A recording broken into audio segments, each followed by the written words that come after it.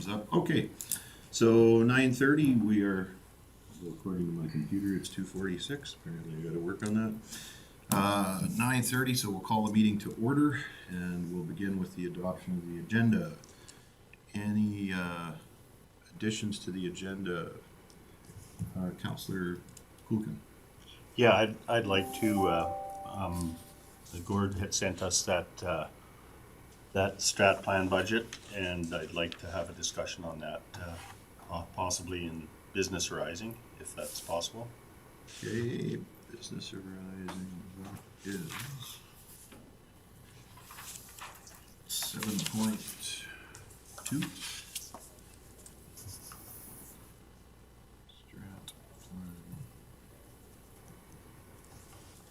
Okay, anything else from council? Anything from administration? No, yours. Okay.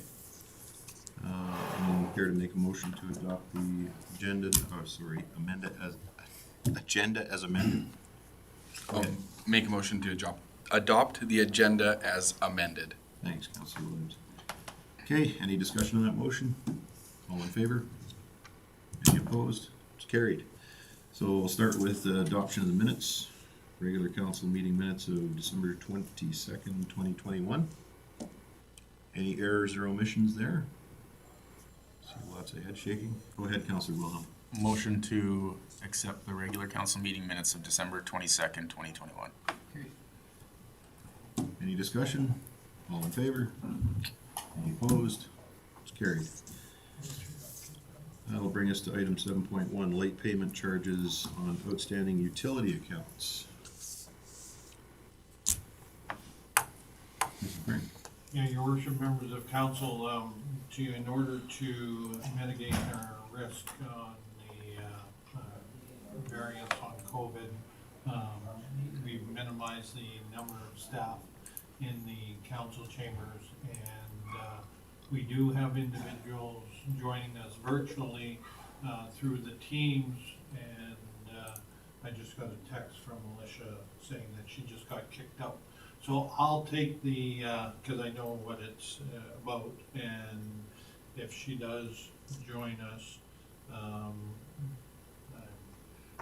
she can supplement, because I'm gathering she's listening to it through the YouTube. A couple of years ago, when COVID started, the council decided to forgive or forego the penalties on the utility accounts. There was a motion last year to have it re-looked at the budget discussion deliberations in November last year, and unfortunately Alicia wasn't able to do that, or had forgotten to bring it forth. So we are bringing it to council for consideration to re-implement that utility charges, fee for late penalty, and the information on the amount of accounts that are in default, that are behind payment, are presented in the RFD. Okay. She's online. Is she on now? Yeah, so she can supplement that if required. Alicia, can you hear us? I certainly can. Good morning, council. Good morning. So we're back to our technical difficulties, but welcome, glad to have you. And is there, I don't know if you heard everything that Mr. Frank had said, but do you want to supplement the information at all? No, I heard most everything that was said. We are just back to council looking for direction on this matter. Okay. Anyone have questions for admin on this, or?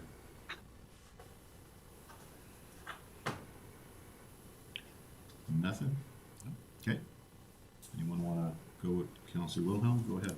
Yeah, I'll motion to reinstate the 2% late penalty charge on customer accounts where payments have not been received by the due date as per water and sewer bylaw number 529/19 52-1.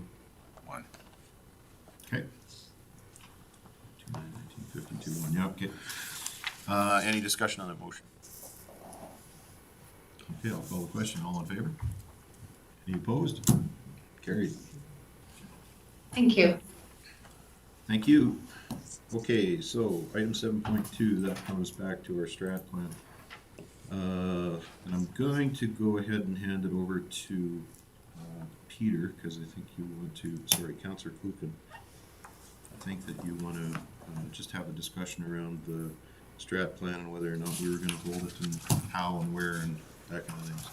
Go ahead, Councillor. Yeah, I think, through to council, I think that, we had a big discussion on this, and we actually put Gord on the spot a little bit, and he was good enough to give us the breakdown of the budget as it is.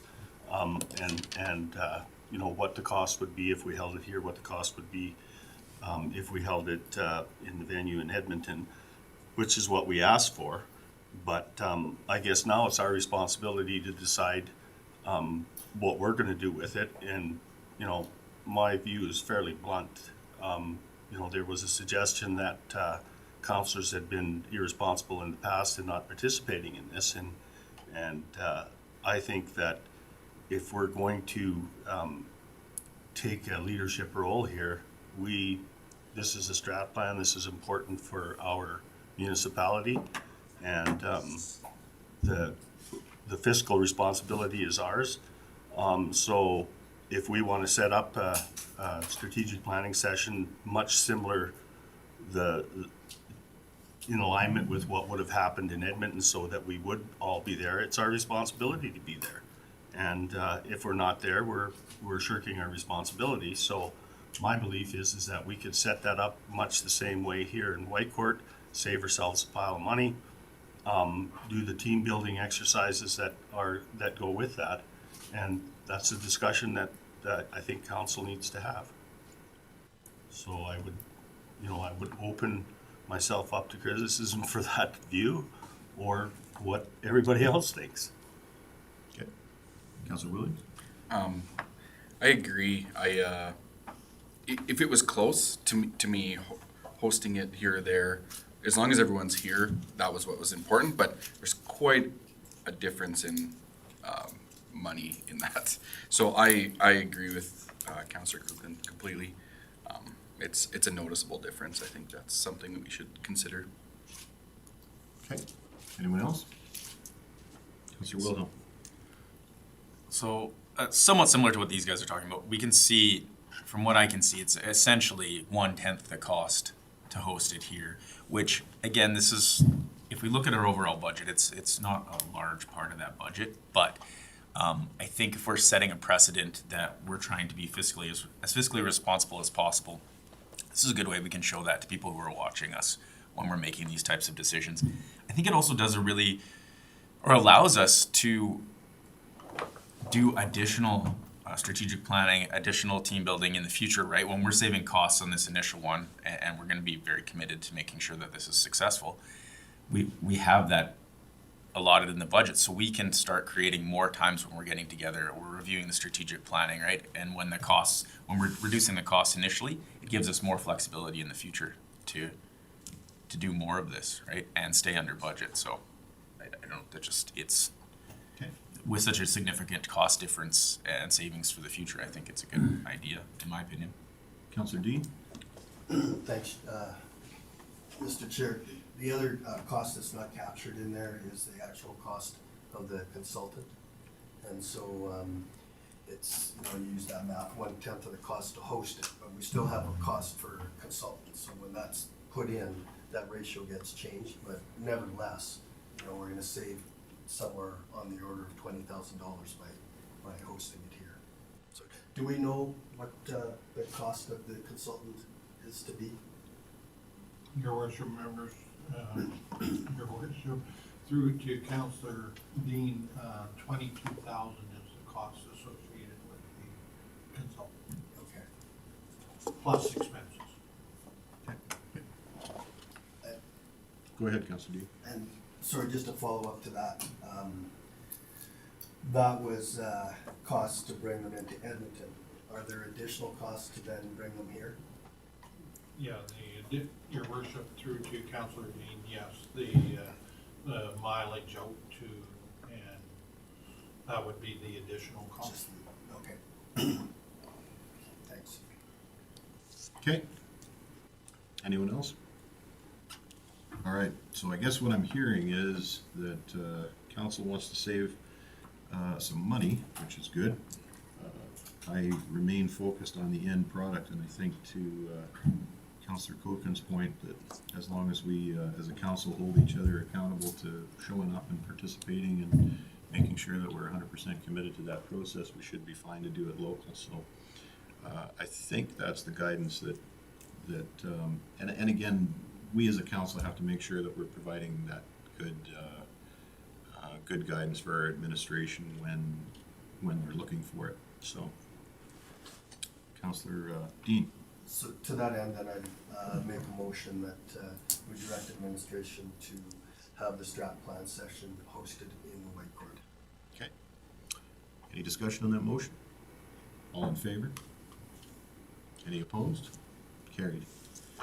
Okay. Yep, no, your Wanna worship, close just with so that something? if there is any clarification needed to, on any motion or anything like that, Shannon is virtually, so Right. you can direct her to read back the motion or anything in that regard, so. Okay, I think that one was pretty Yeah, simple, no, but I would just, yeah. um, It's all good. I get where you're coming from, and it's the format is a little tough with our recording secretary outside of the meeting because she can't give me a nod anymore. So, okay. Well, thanks for that good discussion, and that brings us to item 8.1, commercial timber permit and forest management. It's W01 and W02. I'm just going to run us through this one, Mr. Frank. your worship, members of council, Bert is virtually and he will be providing the information to Okay, you. this is where we get the seance portion. Bert, are you with us? Can you hear us? I'm here. Can you hear my voice? Excellent. Yes. Good morning, Mayor and Council. Thank you very much. So yes, the RFD, as presented, is basically giving information to Council about a request for proposal that was brought forward from Alberta Forestry in December of this year. They're opening up some new areas under this RFP for a commercial timber permit. And we have had direct contact from the Alexander Nation requesting a support letter in support of their bid. And as you go through and read the RFP, section 1.4.1, I believe, is the relevant section, where there is a section there based on the weighting on the applications. They do want to have letters of support from any communities within the identified areas. So that's where the letter from Alexander has come from. And then much as we have done similar RFDs like this in the past, for doing support letters, we do want to encourage council to extend that to any company that would be fitting the criteria to apply. We would be supportive of their applications as well. Okay, thank you, Bert. Any questions from council on this one? So with Councillor Dean first. Probably speaking on behalf of Councillor Prestige and Councillor Colkin at our Economic Development Committee meeting yesterday, this the subject of this RFP came up, and if you look at the map, I'm trying to look for a page here. I think it's page 12. It's Appendix 1, Forest Management Units W01 and W02 overview map. It's my understanding that this is logging in the white zone. And if, I think there's been, generally, when this comes up, municipalities are given lots of advance notice so they can work with their stakeholders, including the residents, to make them aware and have public consultation sessions. The timeline behind this is very short, and so I would urge that, we contact the successful applicant when that's declared and make sure that that type of public consultation for our residents is in place. Okay. Okay, any other discussion, questions? Councillor Williams? So just to clarify, this is going out, we're just sending a letter of support to one of the companies. This is already decided that this is gonna be opened up, it's just for who the successful applicant is. And the second part is, I wish 658 was on that map so you could actually see where Goose Lake is and where Fort Assiniboine is. Like I can find Fort Assiniboine fairly easy because it's 33, but Goose Lake kind of where it falls in there because there might be a lot of people around there that are. Well, there's gonna be a lot of people. Yeah, like that, that whole highway, right? So I don't know if we can ask for an updated map of that just to see kind of where that does run through. I don't know. Okay. Councillor Clune? Yeah, I think Bert, would be a question for you. Is there a possibility to get a more defined map than this, so that all of us have an ability to present that if we're, once we're gonna be asked, this is gonna have an impact and there's going to be some debate about this. And so if we could get a really refined map actually with areas that are going to be under that program, it sure would help us. Through the mayor and to Councillor Kulkin, yes, I have attempted to make contact to the person listed on the front page of the RFP to ask for some further information. I haven't heard anything back yet. I will attempt to make contact again today, and I will request a more detailed map. Councillor Dean? Thanks, Mr. Chair. So I kind of see two things, I started walking us down the road of the public consultation and maps, etc. Really what the RFD is asking us is to provide a letter of support, and I sense there's support for that. So I would make a motion that, sorry, let me just come back to make a motion that we provide a letter of support to for Alexander Contracting and Construction LP for the commercial timber permit RFP application, as well as any other company that may come forward that also fit the criteria as set out through the Ministry of Agriculture, Forestry and Rural Economic Development. Okay, thank you for that motion, Councillor Dean. Any discussion on that motion? Okay, all in favor? Any opposed? That's carried. And yeah, you probably want to follow up. Go ahead, Councillor Dean. Yeah, so then just in discussion, I'm not prepared to make a motion, but I think the nature is that we would like our public engaged, we'd like more information. So are we asking our economic development officer to come back with us, or to us with more information? Yeah.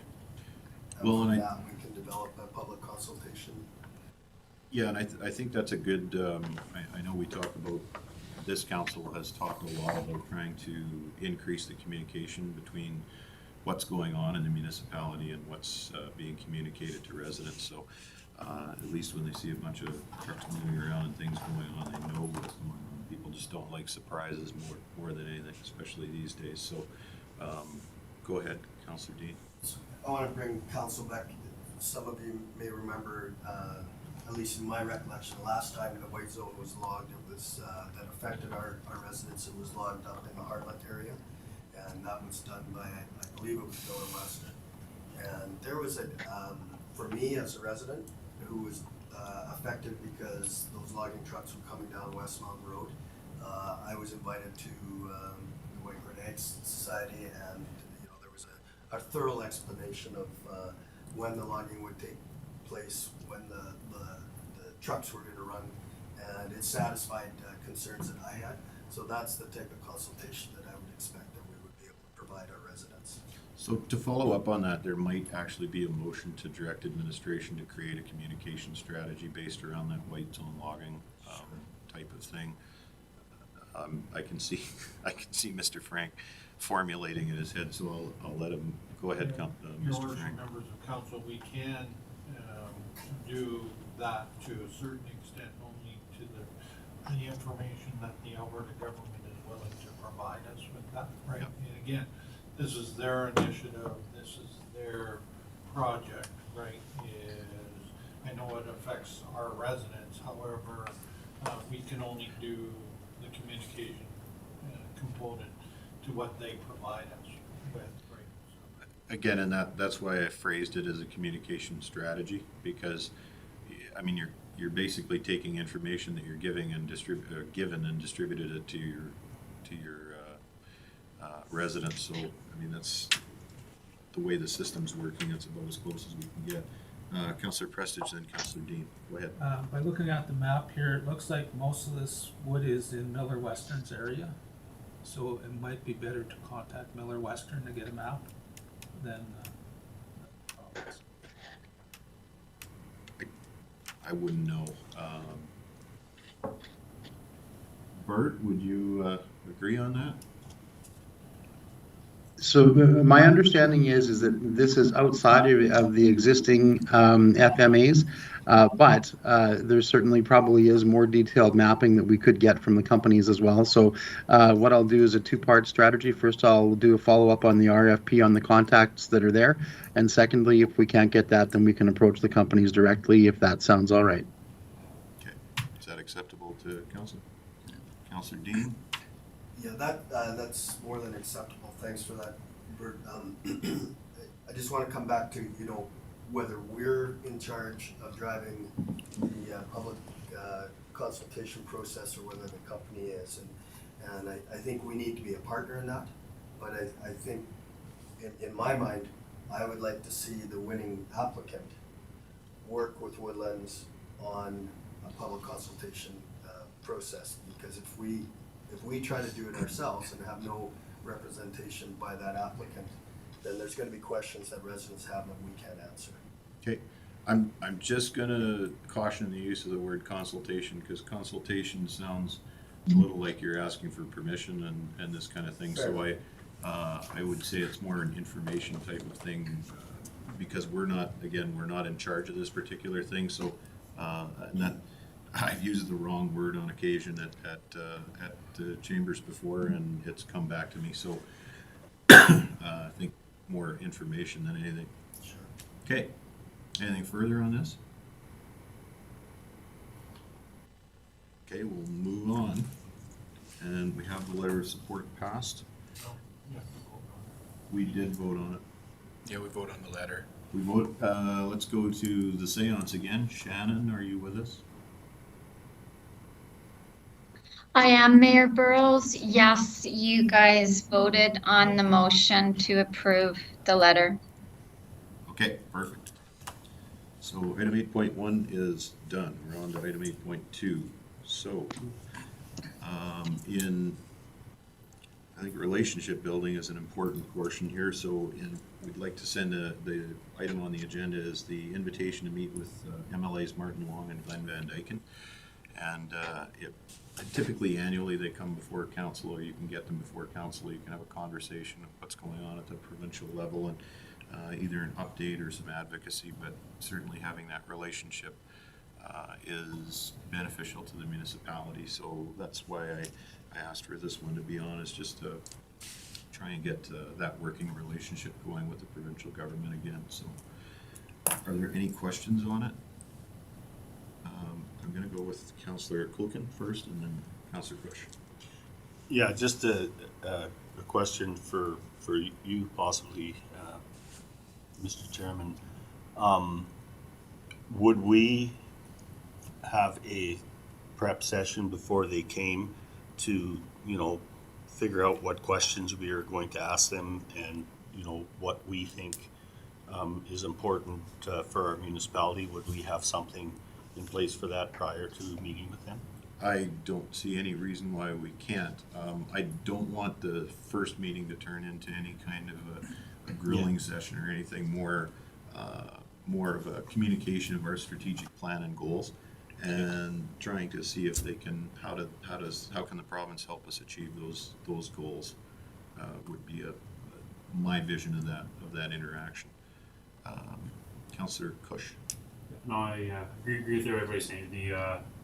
Having the MLAs here, kind of keeping everybody in the loop and getting a little bit more information from what they see provincial or even federal side that what we might not see is always a benefit. So I'd like to make a motion the council invite MLAs Martin Long and Glenn Van Dyken to a council meeting or a governance and priorities meeting to discuss provincial matters relating to Woodlands County. Okay, motion on the floor from Councillor Cush. Any discussion on that motion? Councillor Prestige. Just one, reverting back to Councillor Kluken's comment there. If we're gonna do a discussion, we should maybe figure out what questions we wanna ask and forward those questions to the two MLAs so they can get the answers for us. Because on previous meetings with them, we've asked questions that they don't know the answers to. And it puts them on a hot seat, and if we wanna ask questions, send them before, and hopefully they can come with the answers. Okay. Do we need to add that into the motion then, or is that go ahead, Mr. Frank? Sorry, Your Worship, to supplement Councillor Prestige's comments in regards to the item on 8.4 with the meeting with the minister, we typically will do a briefing for the ministers. We would do the same thing once council has said, here's the items or topics that you want to have a discussion.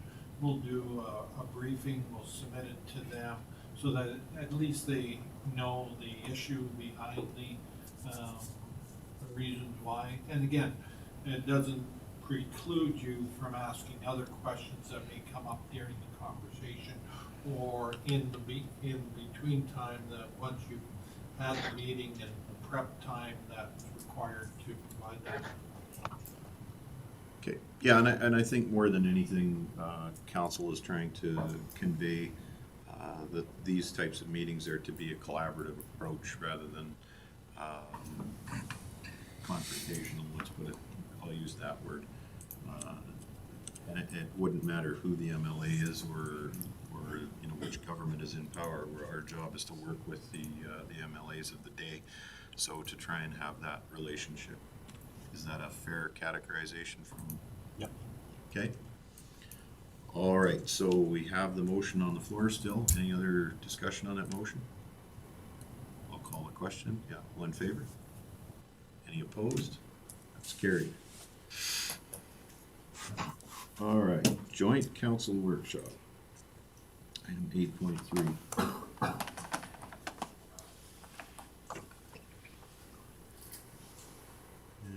Mr. Frank. Yeah, Your Worship, members of council, the town of Whitecourt is asking us to meet with them in regards to the regional business park in geothermal. The presenters are doing it virtually, and we're suggesting due to the COVID situation, their contact, I had a conversation with my counterpart with the town this morning, and they're trying to do the same thing. So it may be, if you wanted in person, to delay it as long as you can, once we understand the rules around, or this fifth wave subsiding, I guess. Okay. It's a little muddy. Councillor Dean. Thanks, Mr. Chair. To that end, Mr. Frank talked about delaying, the possibility of delaying things if we wanted to have this meeting in person. I look at, you know, the timelines that are the preferred meeting times that were presented to us, essentially extend to the end of February. So is time of the essence to get this information, or can we wait a month and see what the provincial restrictions and what the situation is, and instead of going virtually now, could we just maybe plan for a March or an April, or is this something that we need to get ahead of? I'm of two minds on this one, because with our strategic planning session coming up, if we are to participate and take this to the fullest extent of, you know, investing in geothermal, and how do we get a portion of that how does Woodlands participate in that program? They're eventually, at the moment, this is all funded by grant. It's all studies at this point. But at some point, there might be a commitment required on the part of Woodlands County, a financial one. So my concern or my thought process is that having that information, especially with the changeover in council that's occurred, and the long amount of time that it's been actually since I had an update on this myself, it would be nice to have that information prior to the strategic plan so that we can decide whether or not this is something we want to go ahead with, or how does it fit into our strategic planning? What's the vision 20 years down the road? How does this all work? That's my only thoughts on this. Councillor Wilhelm. With regards to this, what I would like to see is when we do get the presentation, whatever date we're going to choose, it is done with both Whitecourt Council and our council together, because the tough part about them getting the presentation and us not being there or being able to witness it is they're going to have questions. They're going to get answers that we might want to have answers to, or we want to see those answers, or create discussion between the two councils while it's happening, right? While we're getting that information. So I think whatever we decide for a date, I would really like to see both councils or both council representatives there for that presentation, just because it's going to create more dialogue and it's going to allow us to know what the Whitecourt Council's concerns are, and hearing it live and being able to discuss with them live while it's happening. So I think that's important. Okay, Councillor Dean. Is that not what this is asking? These are dates where they're available and they're asking us to get together with them? I think this is a virtual, but Mr. Frank, is it virtual or is No, it your in worship person? members of council, the only portion of the part is virtual is the consultants are virtual.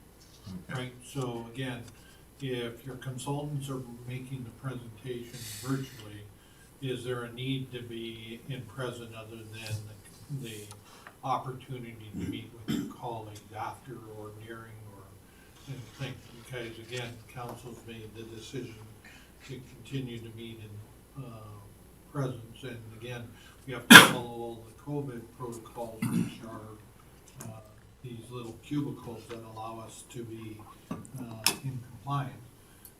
The question, the dates that are suggested here are what the consultants and the town are available to meet. Mhm. So whether it's virtually or in present, those are the dates that are available. Okay.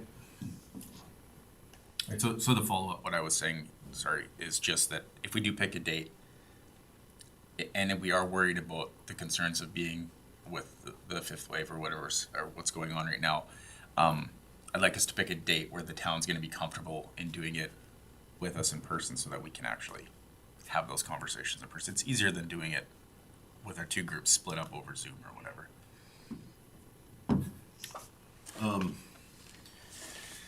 There's kind of a two-parter to this. So is council more interested in doing this face-to-face? Who wants to do this face-to-face? Pretty much everybody wants to do it face-to-face, so I think the first part is we pick a date, the second part is we reach out to their council and say this date face-to-face, if that's the will of council. Yes? Okay. Let's get on to the dates then. So what works for everybody? Go ahead. Yeah, I would suggest that Dave and Devin give us the best dates for themselves, because they're the ones that are restricted a little bit by. Okay, go ahead, Councillor Cush. I got February 4, 8, 11, 23, 24, 25. Yeah, I'm good for the 4th. I'm good for the 11th. 4th works for me. The first few dates in January, we have the or AGM and Yeah, service so the board sport meetings, conferences. so those are out anyways. please. Okay, 27th. The 11th would work better for me than the 4th, but if everyone's available the 4th, I could probably make it work too. Do we want to back it up just a little bit? Do we want to, how does the 23rd, 24th work? 23rd of February. What, Yep. Mr. Frank, what date do What you days would expect be that it? Just give the us- Strath plan It's will be late able to enough go that I ahead? can make it If pretty much. optimistically. Unfortunately, early. they said that, they're anticipating March based on the present, but again, who knows? Okay, well, February, end of February will work then, so, I'm just trying to make sure we don't get the order out of whack here, so. End of Feb works for me, the 23rd, 24th, I can do either. Does that work for, yeah, it works for me. Okay, Does that work for you guys? It's late enough that I can get here for it, so. Okay. If I have that much notice, I'll be here, so.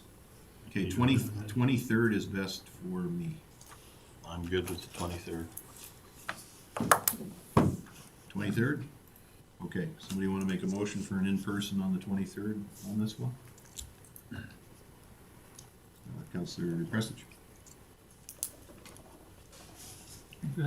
Motion that council advises the town of Whitecourt that Woodlands County Council is available virtually on, In person, I think, is what you want there. available in person on February 23rd, 2022 for the council presentation on regional business park and geothermal projects. Okay, thank you. All right, any discussion on that motion? I'm gonna ask one question of administration on this one. We're gonna have some admin attending, or no? We'll do it virtually. I was gonna ask, do we need the motion to include any admin virtually or anything? No, everything's kind of assumed hybrid. Or your worship, if the consultants are meeting virtually, I mean, we can be virtual. Okay, I just don't wanna, I don't wanna, I know you've got some things going on internally, so I don't wanna make anyone uncomfortable that way, so. Okay, motion on the floor from Councilor Prestich. Any discussion on the motion? Anything further? All in favor? Any opposed? It's carried. Okay, meeting with Municipal Affairs Minister. Mr. Frank. Your worship, members of council, annually, the Minister of Municipal Affairs, along with other Alberta Transportation and other ministries, reach out to municipalities, see if they want to meet with them at the RMA. To mention, Municipal Affairs is the only one that has done it to date. I've suggested some topics. Again, the minister is asking to keep it brief to one topic. However, in the past, I think we had a couple items that we had a quick discussion on. And it is only 15 minutes, which usually allows for another 15 minutes for discussion in previously sessions that we've had. We need to do a briefing as indicated previously, so administration is asking, do you want to meet with the Minister of Municipal Affairs? And what is the one or two topics that we would prepare a briefing for? Okay. Councillor Wilhelm. Motion that council meet with Minister of Municipal Affairs at the 2022 RMA Spring Convention. Okay. I'm just gonna ask if we need to amend this. Structurally, I've been at these meetings before, and if you have a couple of different ideas, you end up blowing through that 15 minutes very, very quickly. So I'm wondering if a quick, a meeting with council at a P&P meeting or one of our structural meetings, just to have that ministerial meeting on our agenda to go through the items so that we have a very, very clear and defined thing that we want to do, or does that need to be included as part of this motion, or can we do it separately? Yeah, no, your worship, our thoughts is that once council agrees to meet, then the second part is a motion to prepare, administration to prepare the briefings for council's review, and we would have them in the 2nd of February or the 14th, 16th, I guess, depending on the time to submit it. So then you would do an in-closed session, review those briefings so that you understand, and then that discussion would be, based on that. Okay. So the first motion, on the floor then stands as it is, and any discussion on that motion? All in favor? Any opposed? It's carried. So, Your Worship, then we would require a motion to put in the administration prepare briefings for the minister for the whatever topics you want. Okay. For further discussion, And we'll have the discussion on those topics at a future in a meeting. closed session. Okay. Anyone wish to make that motion? What was the wording on it again? Sorry. You need to have a discussion on the, what topics are you gonna do first? Yeah. And then that'd be part of the motion to the administration to prepare the briefing, minister's briefing for council review. Okay. So we would have, excuse me, would this conversation should be had at the next meeting for the topics, or at this meeting? And Again, Your Worship, members of council, my thought process is that you tell us what the topics you wanna discuss. We'll prepare the background and briefings. Yep. Right? You'll then further have discussions on those briefings, whether we've hit the nail on the head, or you want to adjust one way or bring out certain different aspects. yeah, my question, I guess, to council is just when do we make the time for that discussion? Councillor Dean? Thanks, Mr. Chair. This sounds like a great topic for our first governance and priorities meeting. Yeah. Okay. Will that timing work? Yeah, we've got, I would gather normally they allow, I think it's 2 weeks before the meeting to have submit our briefings. Okay. All right. Do you, sorry, Councillor Wilhelm, you were asking how to word it, so I'll recognize you first if you want to make the motion. If not, then So I guess, sorry, and I'm as a bit of a rookie here, I'm just trying to understand. Do we need to have a motion now because we don't actually know what those topics are gonna be, for one, and for two, yeah, I do like that this is moving to, our governance meeting, because I particularly myself am not sure what topics we should be talking, so I wanna have a conversation with you guys before we bring any of those things forward for briefing. so I think the motion is just to direct it to, direct administration to add it to a policy and priorities meeting as a topic that would be discussed and that would be in a closed session. Is that correct, Mr. Frank? You can have it in closed session. We were thinking of preparing the briefings, and then you'd have the discussion in closed session. But you can have the discussion in generals on what are the topics. Right. At the governance in an open session. Say, and again, I suggested 3 items, and let's just do the assessment review model. And you'll have a discussion, and the new counselors will ask, what is that? We'll have that general discussion, and then at the end of that discussion, you'll make a motion of whatever is to have those briefings prepared. Okay. And provided that, again, time, it meets the time frame, right? So, Right. So my motion would be to add a discussion to the agenda at our next, our governance meeting, correct? That would be Perfect. the Yep, motion. that's perfect. Okay, so I'll motion to add to our first governance meeting, a discussion on what to bring to the Minister of Municipal Affairs at the spring 2022 RMA Spring Convention. Perfect. Any discussion? All in favor? Any opposed? It's carried. All right, next one, we get to schedule a date for that meeting. Okay.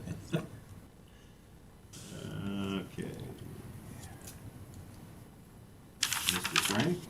yeah, your worship, members of council, again, the briefing is in front of you.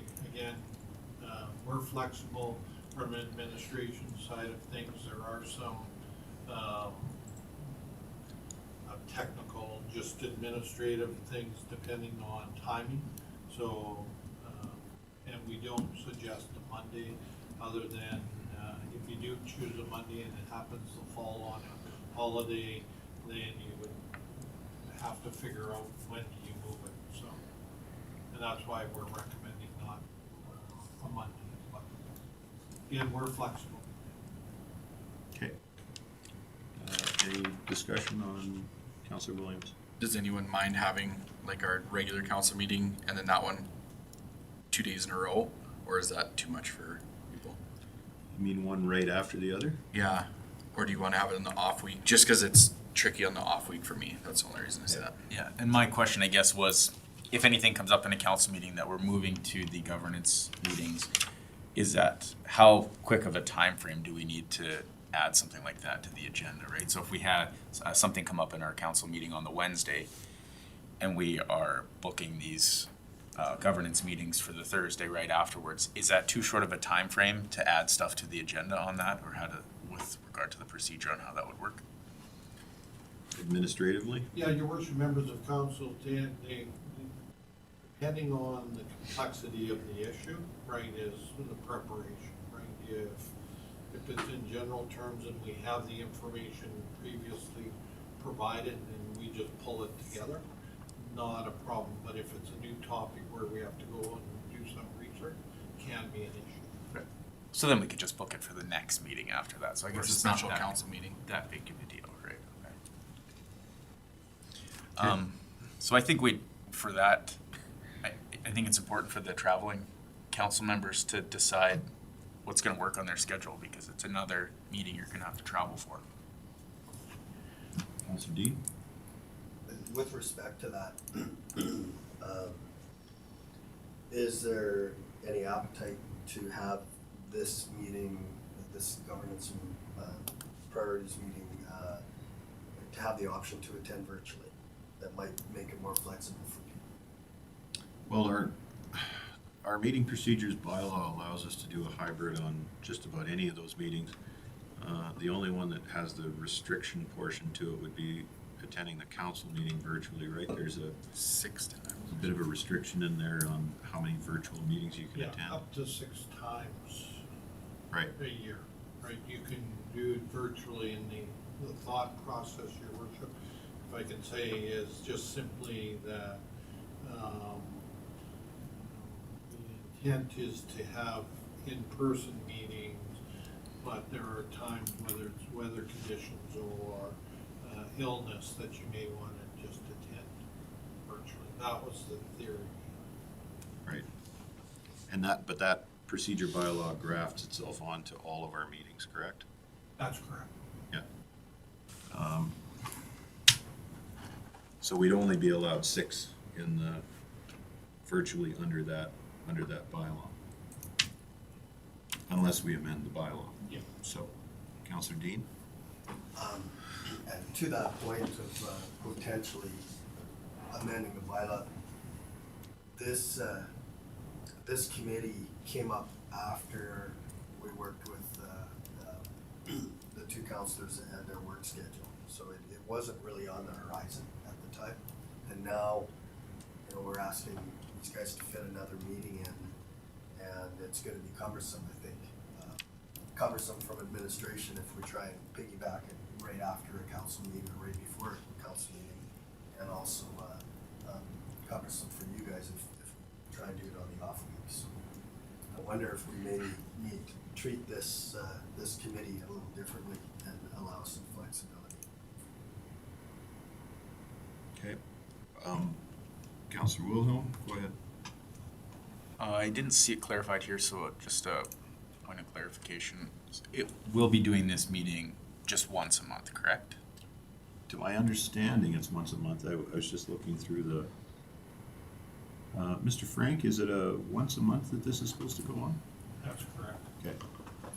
And again, your worship, members of council, and I believe, and Councillor Dean kind of made the point that this is a new committee, so you may have to adjust it once you start to get into it and find, again, whatever date you do pick, and if administration is having problems with that date or that day of the month or whatever it is, then we'll bring it forward to council's attention. And vice versa, maybe it doesn't work for your guys' schedules as well. Mhm. And nothing suggests that you might want to hold it later in the day instead of 9:30. That may make it flexible for other people. So again, I think the intent is to have it here, right, to have that general discussion. And because this is a new committee, that you may have to adjust over time. Okay, well, the traveling counselors then, I think you're the only ones we haven't really heard from on this, so let's see how it, Counselor Williams? I'm not opposed to like an evening meeting, maybe try that on the off week. I can make that work. I'm not sure how your schedule would work. Like Mr. Frank said, maybe we'll try something. If it's not working after a month or two, we can adjust something else. I don't know. But I'd be willing to do that. Yeah, no, I agree. If we can find a date, get the first one going, and then kind of see how that fits and go from there. Like, definitely we'll work with whatever we can to try to make all these things happen, so. Counselor Dean?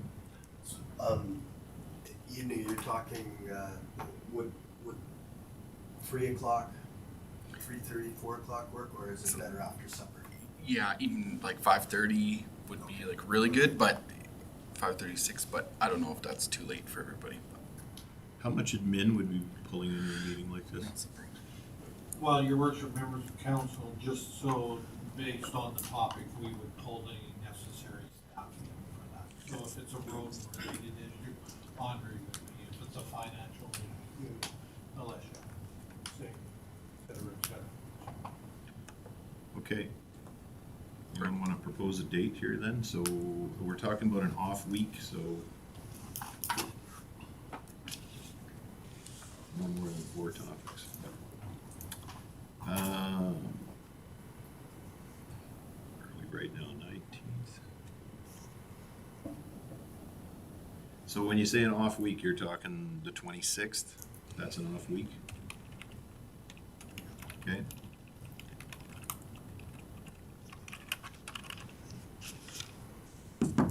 Counselor, question? Just going back to the days we had for the other presentation from the town.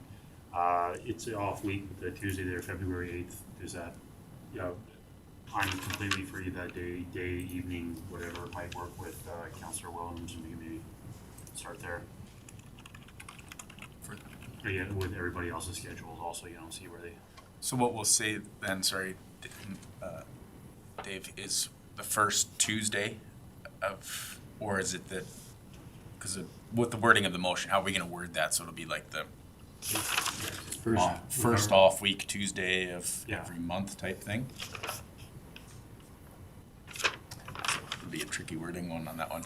Yeah, and if it's the evening, it works. Yeah, because I have no problem. What day did you say, sir? Did you say the 8th? That's between our 2 council meetings? So That's Tuesday? February the 8th? Yep. Yeah, that works for me. I'm not here that day. That doesn't work for you then.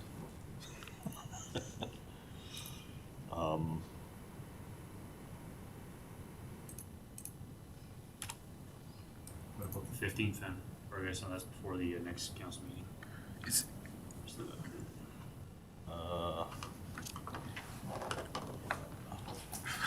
Yeah, your worship, members of council, and again, suggesting you can pick the first date and then have the motion that council establish the next meeting At the last one. the meeting that you're at. That's a good idea. I think that's a great idea. Yeah, I think that's better. Counselor Williams? just to make this really more confusing than it already is, could we do the first one like a Tuesday before our council meeting? It'd give us, like, if we start at 9:30 in the morning, give us all day if we have to get through the first one, then set the dates and do everything from there? Or is that too much before a council meeting? Just because the first one's probably gonna take some time, but it's up to you guys. But we can do evenings. We can't have more than 4 topics, so. They're all gonna take some time, hopefully, because the idea here is to really have a good, robust discussion. So I don't know that it really, the first one versus the second or third or anything. I think we just go ahead and schedule one and work our way through it, and we'll get there. What about the 9th? 9th. Not here. First? First, I'm here. I'm good on the first. First evening, does that work for you guys? I'll be tied up till 7. Sorry? So I'll be tied up till 7 on the first. You're working? How about the third, the day after?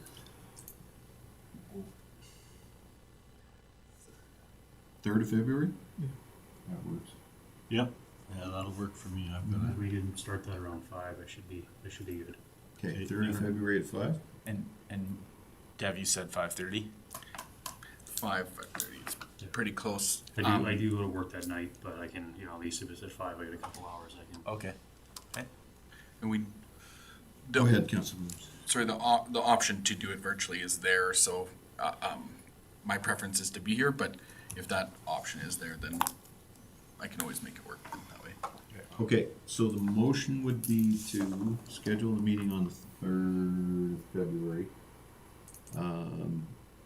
And to schedule the next meeting And to establish the following meeting Right. at the meeting. at the end of that Yeah. meeting, at the end of each meeting. Does that actually have to be in the bylaws for the I think it just says that we would establish the meetings. It doesn't say when the meetings. like, do we have to create a terms of reference or anything for that governance? Yeah, Or? the terms of references in your agenda package, and I'm just looking. I don't believe it does say, there will be one monthly regularly scheduled meeting except, right? Okay. Dates will be established at the first meeting following the organizational meeting each year. Okay, very good. So are we okay with that date and then setting the date for the next meeting at that meeting? Yes? Yep. Okay, who wants to make the motion? Counselor Dean? I'll move that our first governance and priorities meeting date is February 3rd in council chambers at 5 p.m. Okay. And just include the portion about the next meeting date for it as well. Okay. And subsequent meeting will be identified at the conclusion of that Okay. February 3rd meeting. All right, any discussion on that motion? All in favor? Any opposed? It's carried. Row license. Item 8.6. Andre, Andre, are you with us? I am, your worship. Go ahead, Andre, we can hear you. All right, so currently the county has policy number 3209 for the licensing of road allowances. The policy is dated 1994, and given the changes over the last 25 years to the Municipal Act, the administration will be undertaking to revise the policy and present a draft to the Governance and Priorities Committee for consideration.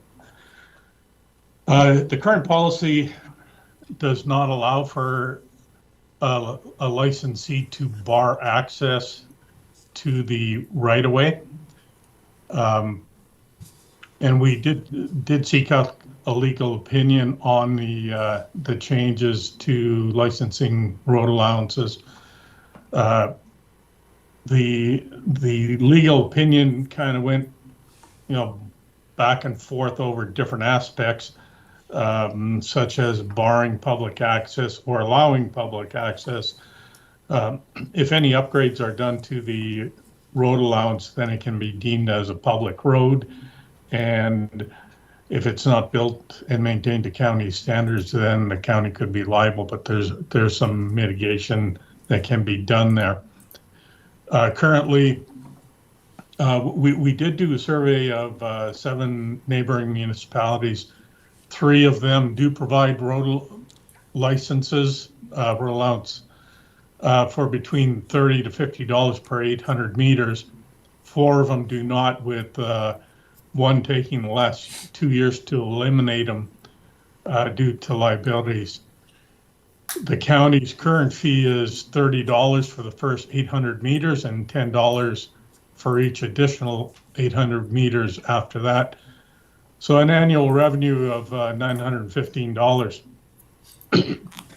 Given the county's liabilities and the revenue from current licenses, consideration should be given to eliminate the licenses over the period of the next 2 years. The recommendation is that council instructs administration to commence a process of eliminating road licenses and revise the policy to reflect the change. And this may be an item prior to deciding on that for the Governance and Policies Committee to review. Okay. Councillor Williams, I'll go with you first, then Councillor Coken. Thank you. I can't remember her name that was here the last time we talked about this, but that kind of answers her question though, that no one can be denied access or how do they word that? Sorry. Barred entry. Barred entry for access reasons. So her quarter that she has right now, nobody can deny access using that right away, correct? Right? That is correct. Okay. Yeah, I just want to make sure because she's probably curious about this as well. So. Yep. Through the chair to Councillor Williams, we did notify her that it would be at this meeting and that she could watch it on the channel. Okay, thank you. Okay. Councillor Coken. Yeah, through the chair to Andre, there is a road allowance that runs between my property and the properties south of me. It used to be the old Swan Hills Highway. And just explain to me with what you've told us, what the liability of the county would be there. Because we do have people that go down there and dump their garbage. And we've also had campfires down that road, and it's right north of my house or south of my house. So what is that, what would the consideration be there? Through the chair to Councillor Culkin, I'd have to have a look at the area. I'm not sure if it's a closed road allowance or if it's an open road allowance. If it is not open and there is a road there, we may have to look at doing something about it. But I'd have to do some research on that specific site. Okay, thanks a lot. Your worship, if I can supplement go ahead, that, Mr. Frank. the question I would, if it's the old highway, it may be a provincial, Alberta transportation requirement, which we wouldn't have control over. If it's the highway, road plan is registered, right, as a highway, we wouldn't have jurisdiction. So that's the other part of the research that would have to be done. Okay. Councillor Prestige. Through the chair to Andre, I have a lease on a road allowance in front of our place, but the road allowance has been closed. Does this still apply to that? Through the chair to Councillor Prestige, again, I'd have to have a look at it to give you an appropriate answer. Because we applied to transportation and they closed the road allowance. So through the chair to Council Prestige, that may be the same situation as CEO Frank just identified. It may be a Alberta Transportation Road Allowance. So, Mr. Frank? Your worship, supplement the, to Andre, the question, and I know the road you're talking about. No, the jurisdiction, that road allowance is closed, so therefore it's no longer a road allowance. It's a Right. piece of property. That's what I was kind of thinking. Councillor Dean. Thanks, Mr. Chair. So a question to Andre, I believe.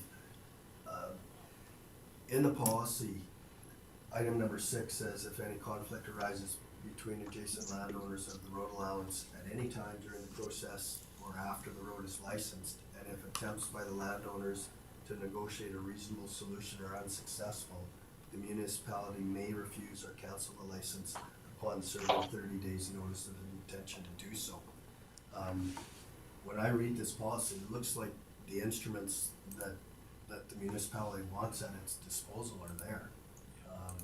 And so my question is, am I missing something, or why has the municipality not worked with landowners that want to use a road allowance to get to their property? Did you hear all that, Andre? I did, through the chair to Councillor Dean, in the one particular instance, I did have a discussion with the licensee for that site, and at no time did he, or he stated that at no time did he deny access for anyone trying to get through that property. He thought maybe, his comments were the communication wasn't 100%. He did state that you would not be able to get through there given the terrain. And however, he did say he's never denied access to anyone. And there are gates at both ends of that road allowance. Okay, thank you. Councillor Cookie. Yeah, so my understanding is that what we want to do here is to change the way that we look at these road allowances and develop a policy. So I would make a motion that council instruct administration to commence the process of eliminating road allowance licenses and revise the policy to reflect that change. Okay. Any discussion on that motion? Okay. My only question is, this would be one that would probably, with the change in policy, this would end up coming to the policy and governance portion anyways, which is great that we're gonna have it. So with that, I will call a question. All in favor? Any opposed? It's carried. All right. Andre? Your worship, just so that I'm clear, because council has now established the governance policy date, my question to Andre, would you be ready for a draft policy at the next meeting, which is February 4th, right? Third. Andre, would you be ready? We have one, how many items do we have on this? 2 so far. 2 so far? Andre, would you be ready on the 3rd of February for a draft policy? That all depends on the deadline for the agenda. But if... Sorry, Mr. Frank was just gonna answer that. I think it would go out the Monday at the latest. Friday would be the tentative date. Monday at the latest. By the 1st, then. 3rd Monday is 23. So you have a week. 31 of January. Through the chair to council, CAO Frank, I think I could get something done by the 31st. Okay. Councilor Dean? Sorry, did we vote on that motion? Yes. We did, okay.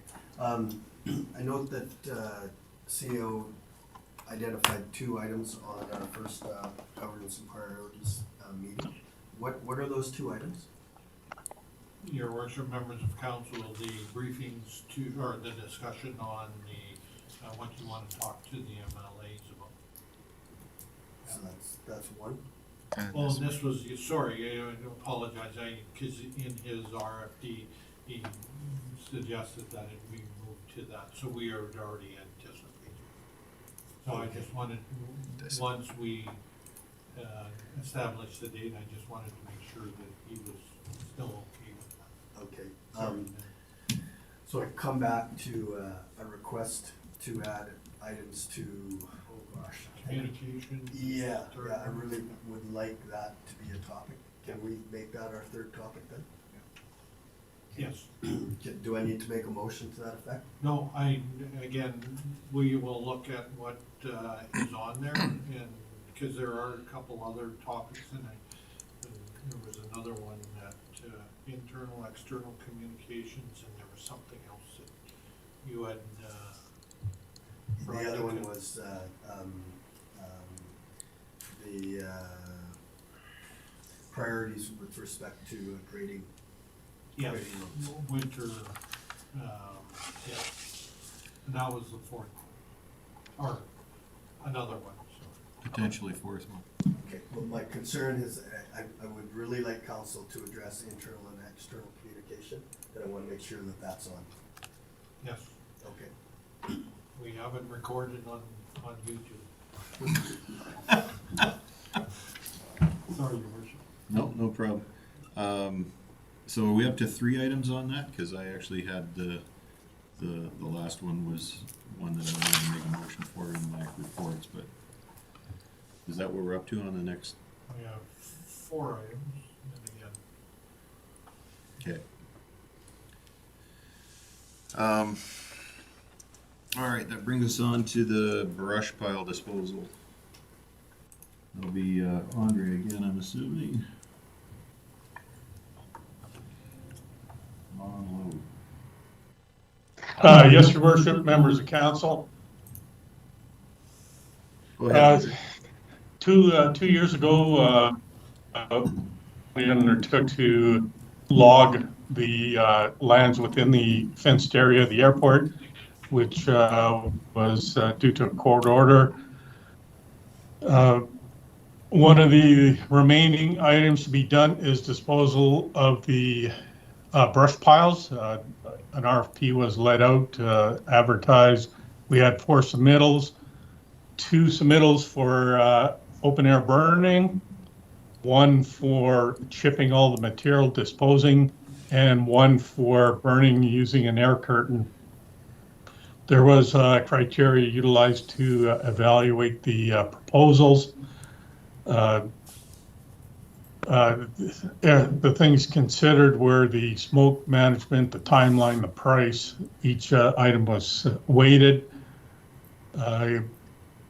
Given that the proposal submitted by G. McRitchie Forestry Services scored the highest and is the lowest bid, the recommendation is that the brush pile disposal RFP be awarded to G. McRitchie Forestry Services, being the highest scored submittal with the lowest price of $66,770 plus GST. Okay. Thank you, Councillor Wilhelm. Through the chair to Mr. Bichon. So I'm just going through a bit of the information here on the proposals.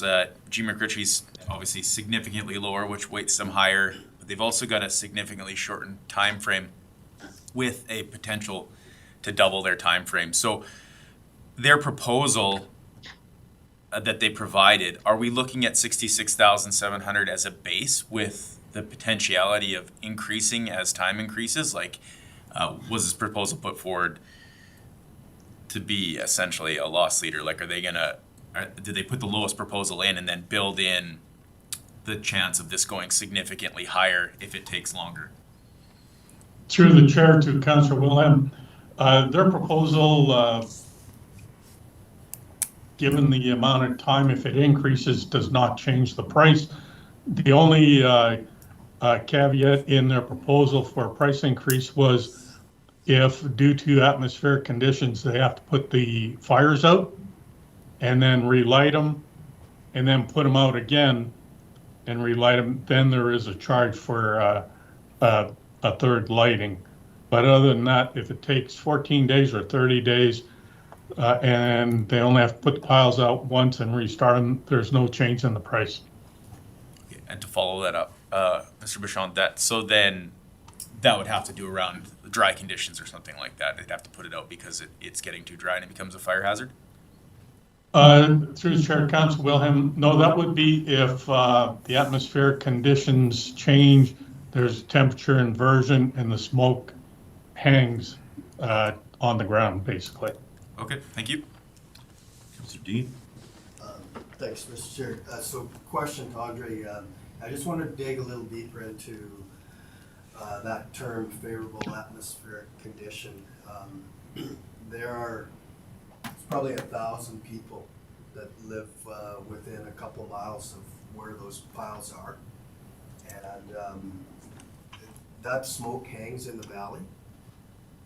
And I've had questions, concerns from residents already that are aware that those piles are going to be burned. How can we assure those residents that that smoke isn't going to hang around their residence for 14 days? Are we depending on wind? What is favorable atmospheric condition? Through the chair to Councillor Dean, honestly, there's no guarantee there's not going to be an impact of smoke. If you look at yesterday, today would be great days. You can tell the stacks are going straight up and then going sideways from there, the exhaust. And there were a number of brush piles burning in the area. So if the wind is shearing off at a 90, then they wouldn't be burning. As I mentioned, if there's a temperature inversion and they start burning and the smoke just hangs, then they have to put the piles out. But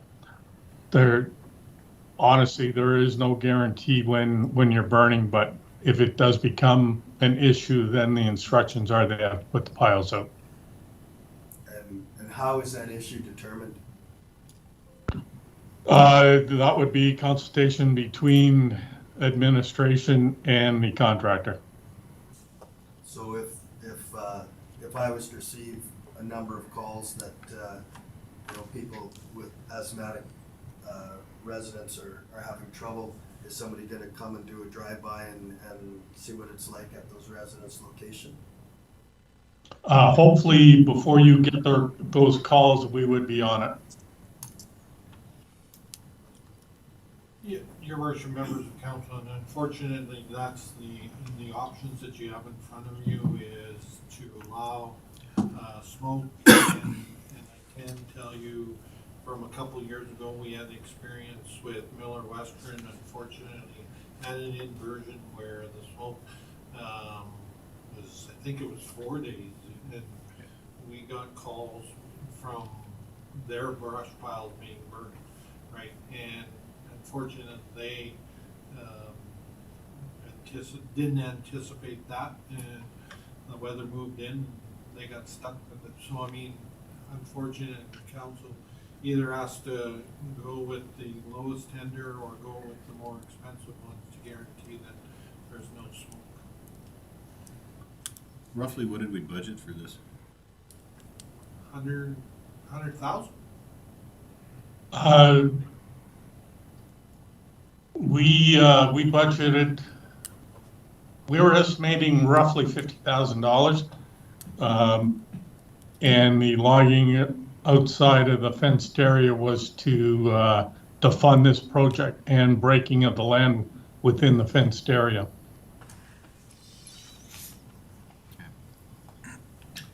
Councillor Prestige. As much as I don't like the smoke myself because I'm asthmatic, we still could have smoke from forest fires. Look, last summer it was so bad at our place from BC. So it's not nice to do the burning. You don't know what the consequences are going to be, but it's something that happens. And I don't see any other way. We can't afford to do a smoke-free process on this. I have one other question to administration on this, just because of the airport, and I don't want to wind up lighting a fire at an airport and then having Transport Canada fine us as the operator of that airport for something. Do we have anything in writing from Transport Canada saying this is an acceptable practice? Your Worship, We do not have anything in writing from Transport Canada. However, they are aware of it. And if smoke is an issue on any particular day, then we would be issuing a NOTAMs advising all the pilots that there is smoke in the area. Councillor Wilhelm? Through the chair to Mr. Bashan, how significant of an additional cost is it for a third relighting in the case, you know, we're being extra cautious and we're controlling the smoke? Is it? Through the chair to Councillor Wilhelm, not very significant. It would be time and material. So it'd be the time to put it out and light it up again.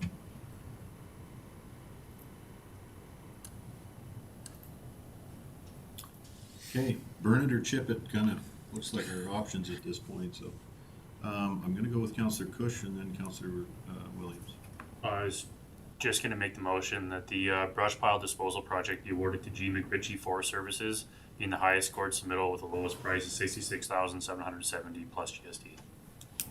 Okay, motion on the floor from Councillor Cush. Any discussion on that one? Councillor Dean? I'd just like to add to that, or not in the form of an amendment, but just as a discussion point that, you know, we've heard administration say that they're going to monitor the smoke, and I would just urge that that process be followed scrupulously, because with all due respect to the forest fire analogy, that's something that's out of our control. This is within our control, and so I'd like us to be on top of this and make sure that our residents aren't impacted. Councillor Prestige? When they pile this brush up, they go with an excavator and grab each log and put it in a pile. It's not like how they used to do it with cats and push it up with dirt and everything else. So there's a lot less smoke, and they burn really hot and really fast. So it's not like you got a pile of dirt and peat moss and.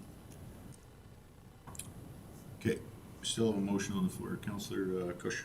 Just one comment that yes, we, the smoke is definitely a concern. Don't want people being choked out. I lived in the area that was impacted with the brush piles from the mill there a couple of years ago, and it was bad. You know, if we're keeping away from stuff like that, it was great. But again, to the motion, it's if you look at the other options, we can't afford the other options, and it's something that's got to get done. So, Okay. Anything further? All in favor? Any opposed? It's carried. Airport timber sale. Andre? Hey, worship members of council, Woodlands County Council approved the sale of standing timber on the unfenced area of the airport lands. Project is being undertaken to fund the burning of the brush piles and breaking the lands within the fenced area of the airport. Sale of the timber was advertised. We had 3 bids submitted, and the estimated revenue is conservatively $130,000.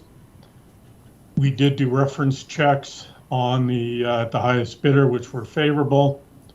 And the recommendation is that the airport timber sale be awarded to Ranger Labor Services, being the highest bidder, of $38 a ton for coniferous, $6 a ton for aspen, $15 a ton for birch, $5 a ton for tamarack, and standing dry coniferous.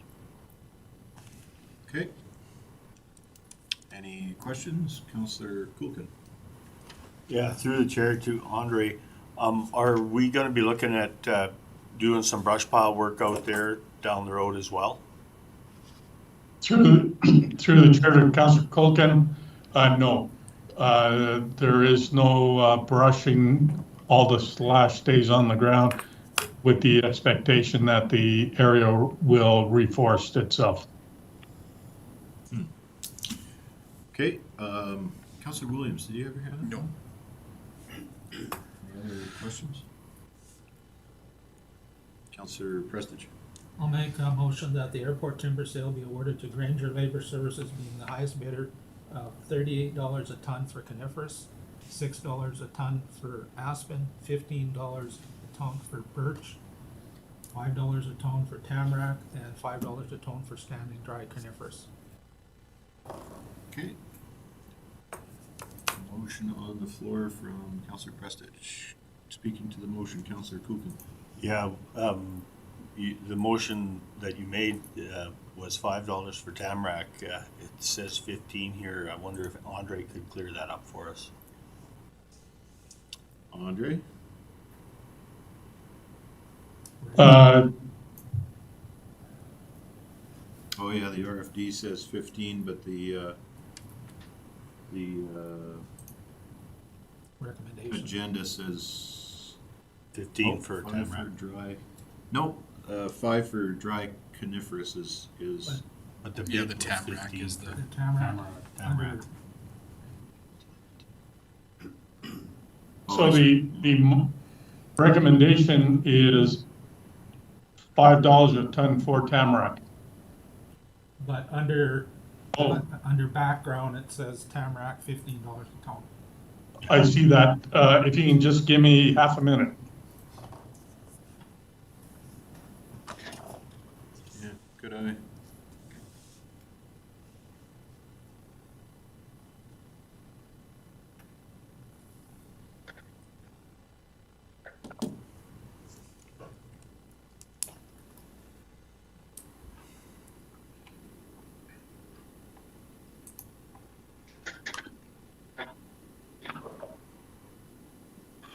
My apologies, it should be $15 a ton for Tamarack.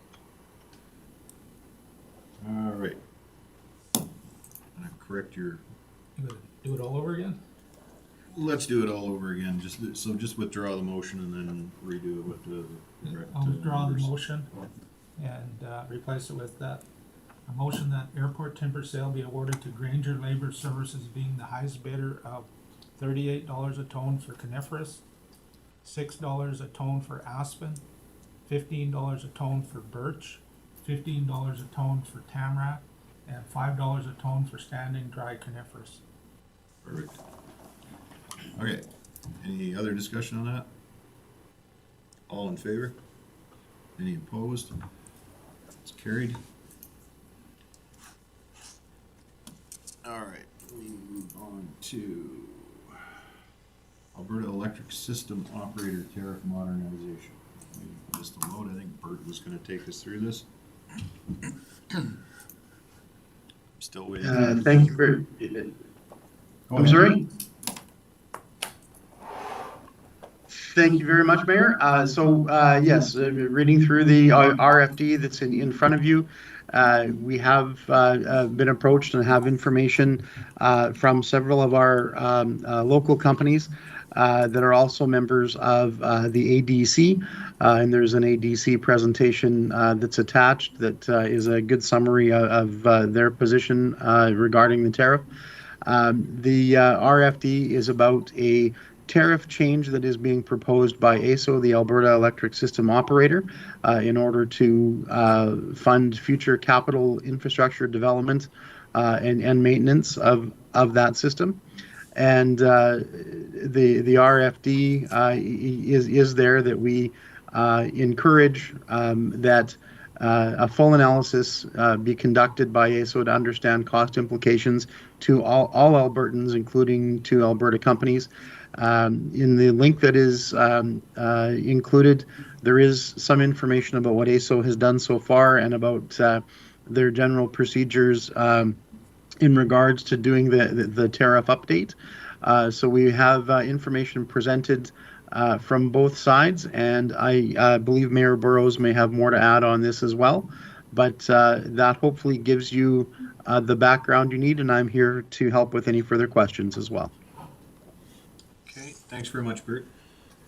Yeah, so hopefully everybody had a chance to read through this, and it's being a municipality with 3 mills operating in the area. It's certainly very significant to us when you see these kind of changes that affect industry.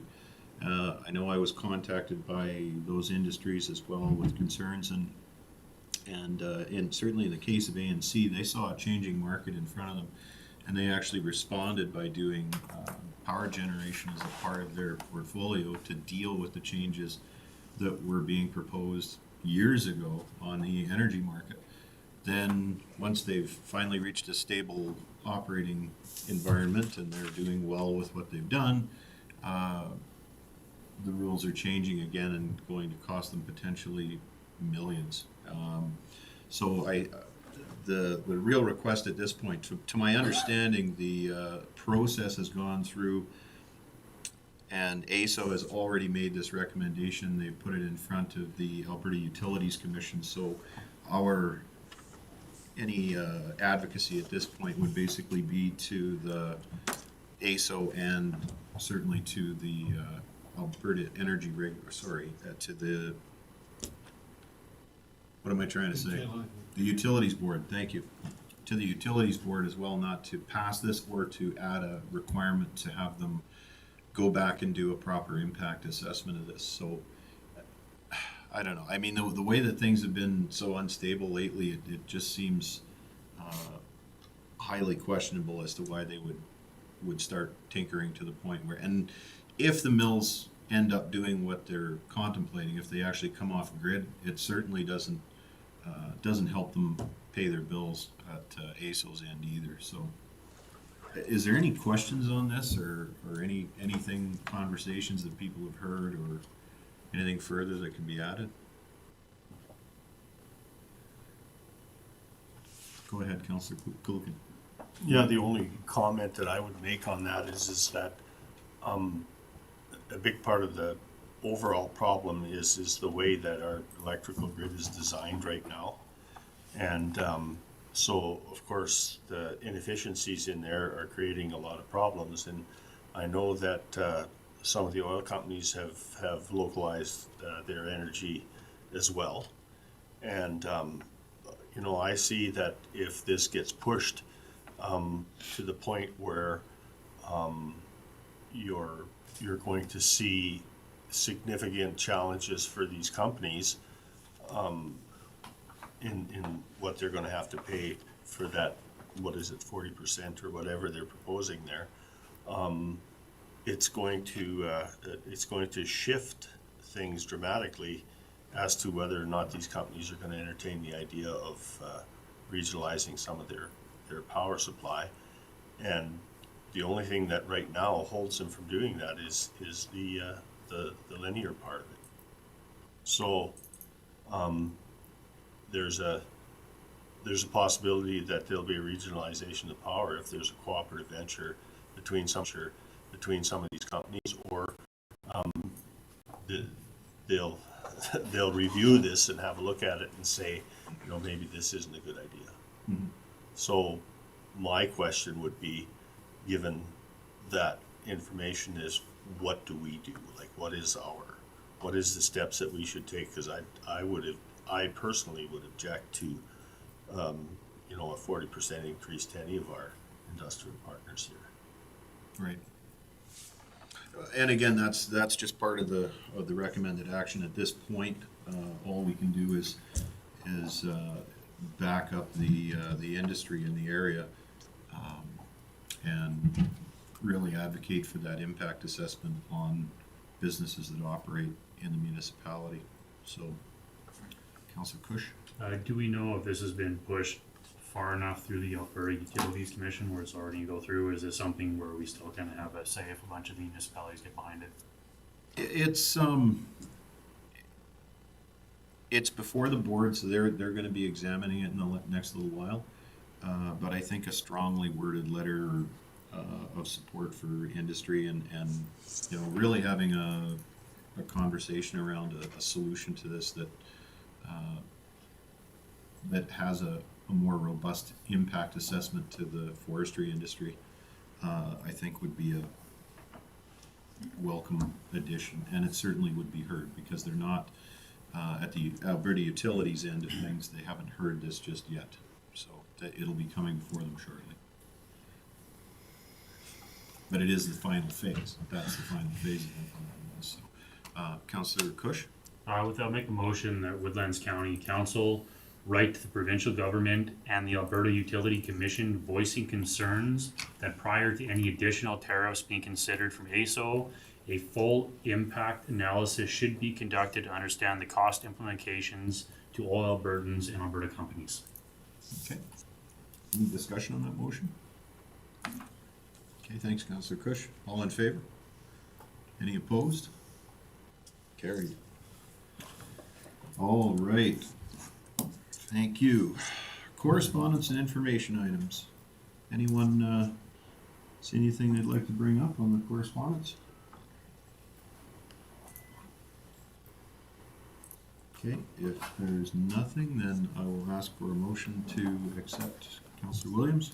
I make a motion that council accepts the correspondence and information items as circulated. Thank you. Any discussion on that? All in favor? Any opposed? Carried. Okay, with that, that will bring us into our reports, council reports and questions, and a CAO report as well. Does anyone want to take a 5-minute break? That would be good. Let's take a 10-minute break, actually. I'm gonna do this pretty good, so. What's that? We're going through this pretty good, so. Well, I just want to, not that I want to slow us down.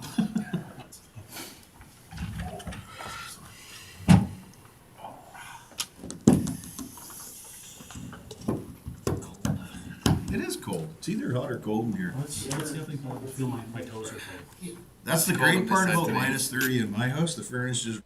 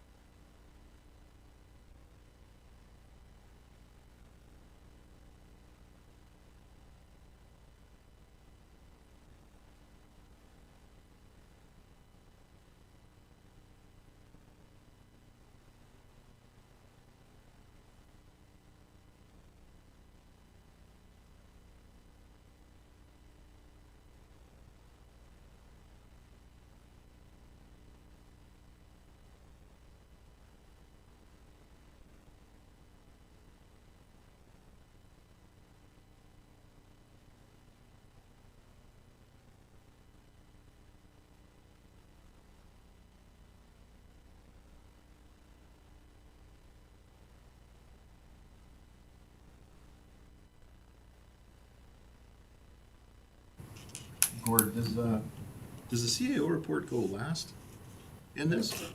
But I can, Somehow or another, your meeting, it's fine. We approved the agenda. We'll stick with it. Council reports and questions. So I'm going to start on this end. And Okay. I wrote this down. So are we back live again? Yeah. Perfect. Okay, so thanks, Mr. Chair. Activity since our last council meeting on the 22nd of December has been pretty light. But on January 11th, I attended our Agricultural Service Board meeting, and we are working on the ag profile with the AgDev committee. So that's an exciting project that the Ag Service Board will have report to council as that project moves along. We did confirm attendance to the provincial conference that Councillor Cush had referenced, so that goes next week. I'm looking forward to that as well. On the 17th, the Whitecourt Ag Society held their monthly meeting, and I attended that. And the committee is working on a few building maintenance projects, and they are looking at the potential of hosting roping events in the riding arena. So they're going to do a little homework as to whether that they can make that happen. But it sounded like it was a possibility, and there seemed to be a lot of buy-in amongst the committee members for sure. And then yesterday we had our Economic Development Committee meeting, and are just working our way through the various projects. The other thing I'd like to report is I have been just kind of informally working with the Whitecourt Indigenous Friends Society, helping them get organized. They've reached out to the Community Services Board in both municipalities for help in writing some grant applications, and it looks like I've been able to find them a temporary home. So one of their big asks was to actually have physical space where they can meet and they can bring in elders and various functions for their society members. And I'm not at liberty to say right now, but it looks like there's a local business that has stepped up and found space in their office area for the society. So that's good news, and once that's confirmed, I'll report back to council. And that's it. Okay, thank you. Any questions to Councillor Dean?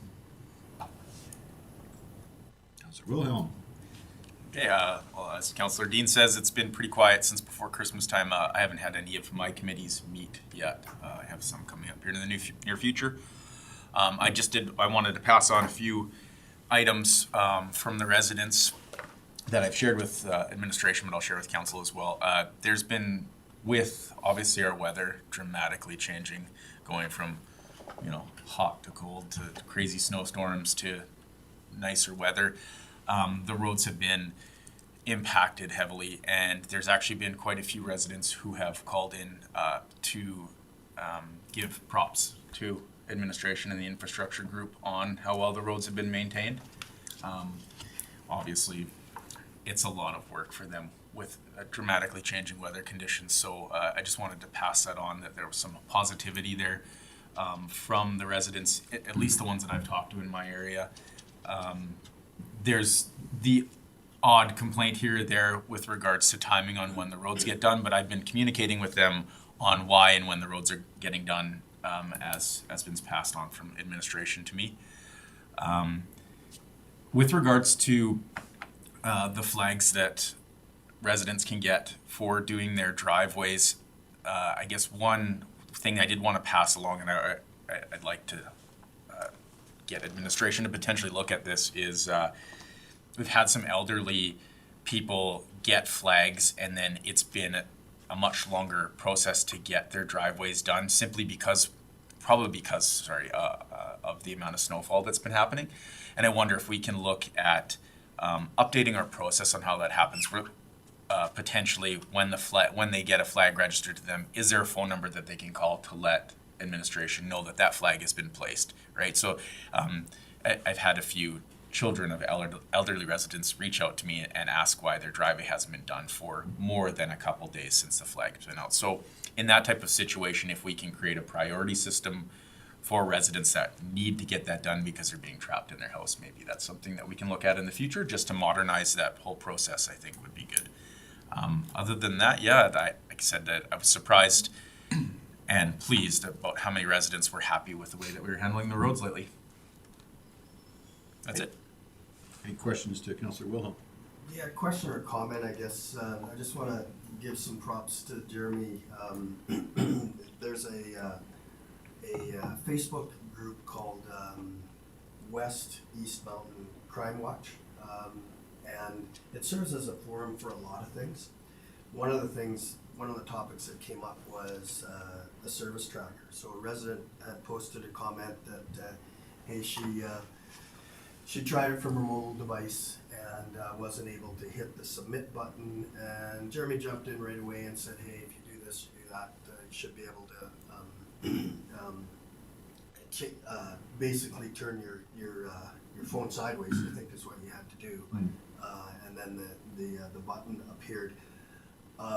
So that in itself was to clarify that, and anybody else that might have been viewing that page. But the other thing that happened was there was considerable chatter on the site, and I participated in it as well. That people were wondering how that service tracker works, and so we were able to let residents know that council gets a report generated, and that the report is divided into sections and categorized by complaint, etc. So I thought that was a good job on behalf of council to initiate that discussion. Yeah, that service tracker is huge. It's in my division. I push everybody to that, and it seems to, one, solve their problems very quickly, right? So I follow up. I say, do your service tracker. Make sure that you've indicated that you've talked to me about this, and then I'll follow up with administration. And typically, before I can even follow up with administration, I get a message saying this problem has been solved. So it's a huge asset for us, and I guess I should have said that as well. That props to administration. Again, that's a great tool for us to continue to use. Okay, any other questions? Okay, thanks, Councillor Wilhelm. Councillor Kulkin. Okay, it's same thing. We haven't had a whole lot of activity, other than the Ag Service Board, which Councillor Dean reported on, and the Economic Development, the same. I've been involved on a constant basis with Growth Rita, which is struggling right now because we lost our admin side of the whole group, and so we're re-establishing that at this point. I've actually got a meeting this afternoon, Zoom meeting with the working board to try to interview the guys that we're going to try to get to do the admin for the next little while. I don't see it as being a problem. There's a lot of positive things that are going on. And so those are basically the things that I've been involved in. I do have a question for Mr. Mayor. I have two items that I would like to have a notice of motion. And is this the time that I do that, or is there a time slot? It's during the report, actually, in the meeting procedure bylaw, so during your reports. I've got a notice of motion as well, so at the end of your reports, when you're done, you can bring that topic up, and away you go. So this is your opportunity, absolutely. Okay, thank you for that. I guess it's under the county bylaw 57321, and it's 9.6. It's the notice of motion is designed. It's not debatable, but it's to get some of the things that we're individually interested in on the table. So one of the things that I discussed at length with some of the councillors during orientation and afterwards is our rural identity, I guess, and it's my belief that we should direct administration to start looking at reversing the name mayor to Reeve, which in my view is important as to identify the difference between the two for not only our residents that are in the Whitecourt area, but it's something that I've been asked to do for our residents. So I would like to move that we begin that procedure of changing the title and have Mr. Frank have a look at how we do that. So just for clarification, when you're doing the notice of motion, what you're asking for a discussion item on the next agenda? Yes. About that specific thing. So at that point, then council's going to say yay or nay, Yes. they want that item on the next agenda. Yeah, so, sorry, just to clarify. Yeah, so I'm just asking if I'm asking this council, I guess, to say if it would be something that they would like to see on the next agenda. Councilor Wilhelm. Yeah, let's definitely have a discussion about it because I've heard it brought up before. So clearly there's more than just yourself who's interested in that topic. So we should have a discussion about it. Well, my involvement in other organizations now, when I say I'm the mayor of a rural municipality, they all ask me, how's that work? So it winds up in being, it'll be like 5 minutes out of my day every time I'm introduced to not have to explain that too. So, anyone else? I'm good with it. Yeah. Okay, thanks for that. And then there's So, I'm sorry, just follow this up then Okay. with a motion to direct administration to put that topic on the next meeting. Then, once that motion's on the floor, council will vote on it. Okay. Administration has the direction, and we'll vote on that topic and then on to your next. okay. Okay? So then I would like to make the motion that we move to the procedure of changing the title of our mayor to Reeve and direct administration to find out how we do that. And add it as a topic on And the that next. is a topic for the next. Yeah, Your worship, members of council, not to put words in Councillor Copeland's mouth, is, I think the motion is that council consider amending the procedural bylaw for consideration of the mayor. We reword it to Reeve, Right. Yeah. right? Yeah. And I believe then we would then bring it forth and provide background information to that. Right. So you're good? Yeah, I'm good with that. Okay. So let's, You wanna check what you have? I was just gonna check with the, Yeah. I feel like I'm running We sometimes a game show here or something like that. You know, I have to check with, you know, what does the survey say, Shannon? Surveys. Are you with us, Shannon? Now we're back to the seance. Mayor Burrows and council, yes, I am here.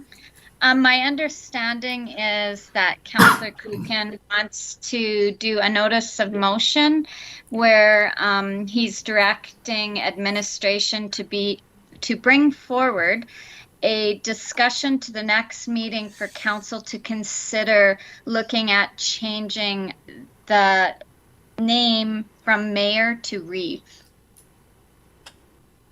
Good, yep.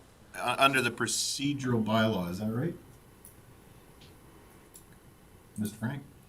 I believe, yes. Yeah, I think it's under the procedural bylaw, that portion, so that's good. Okay, so we've got a clear wording on the motion. Is there any discussion on the motion? All in favor? Any opposed? Carried. There you go. Next.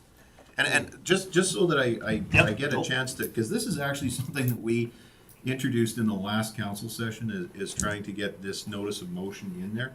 And the idea of these notice of motions is really so that this gets opened up so that the entire council can drive the agenda and bring different ideas forward and things like that. So it's meant to be a more robust process than I think was originally thought, but, yeah, sorry, go ahead, Councillor Coogan. Okay, and the second item that I'd like to, just have, council have a look at, and I'm pretty sure most of you aren't aware of it, but it's a process called appreciative inquiry.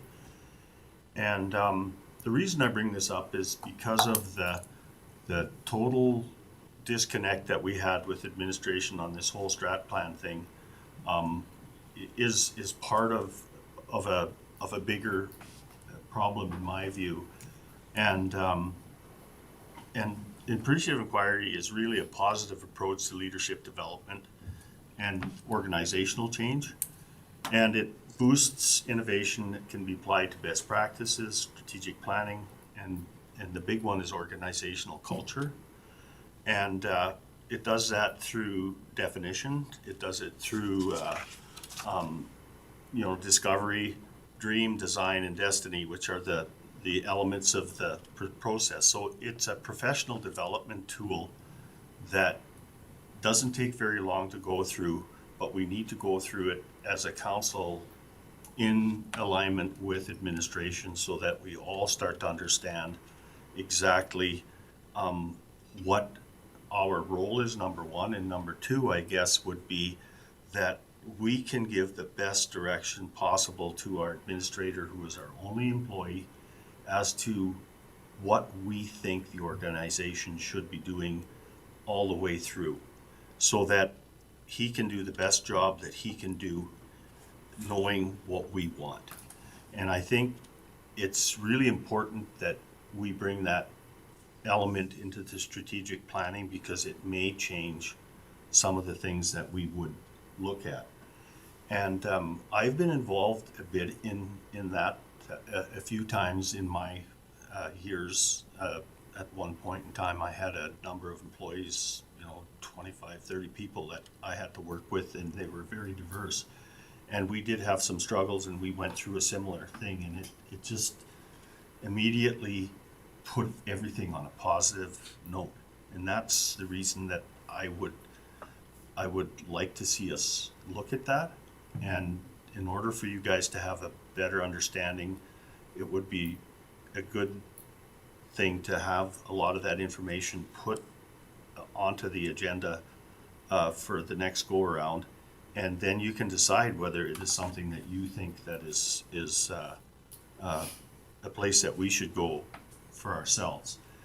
And I can supply administration with an overview. I've talked to a couple of people that have been appreciative inquiry practitioners already, and this is not going to be a very expensive process. It'll basically be us putting our time in. It's not like these consultants are going to charge a whole lot of money. And I mean, the ones that I talk to are actually interested in doing it for a municipality, because that's a place that they haven't yet done anything. But it's a place where they understand there could be a lot of potential.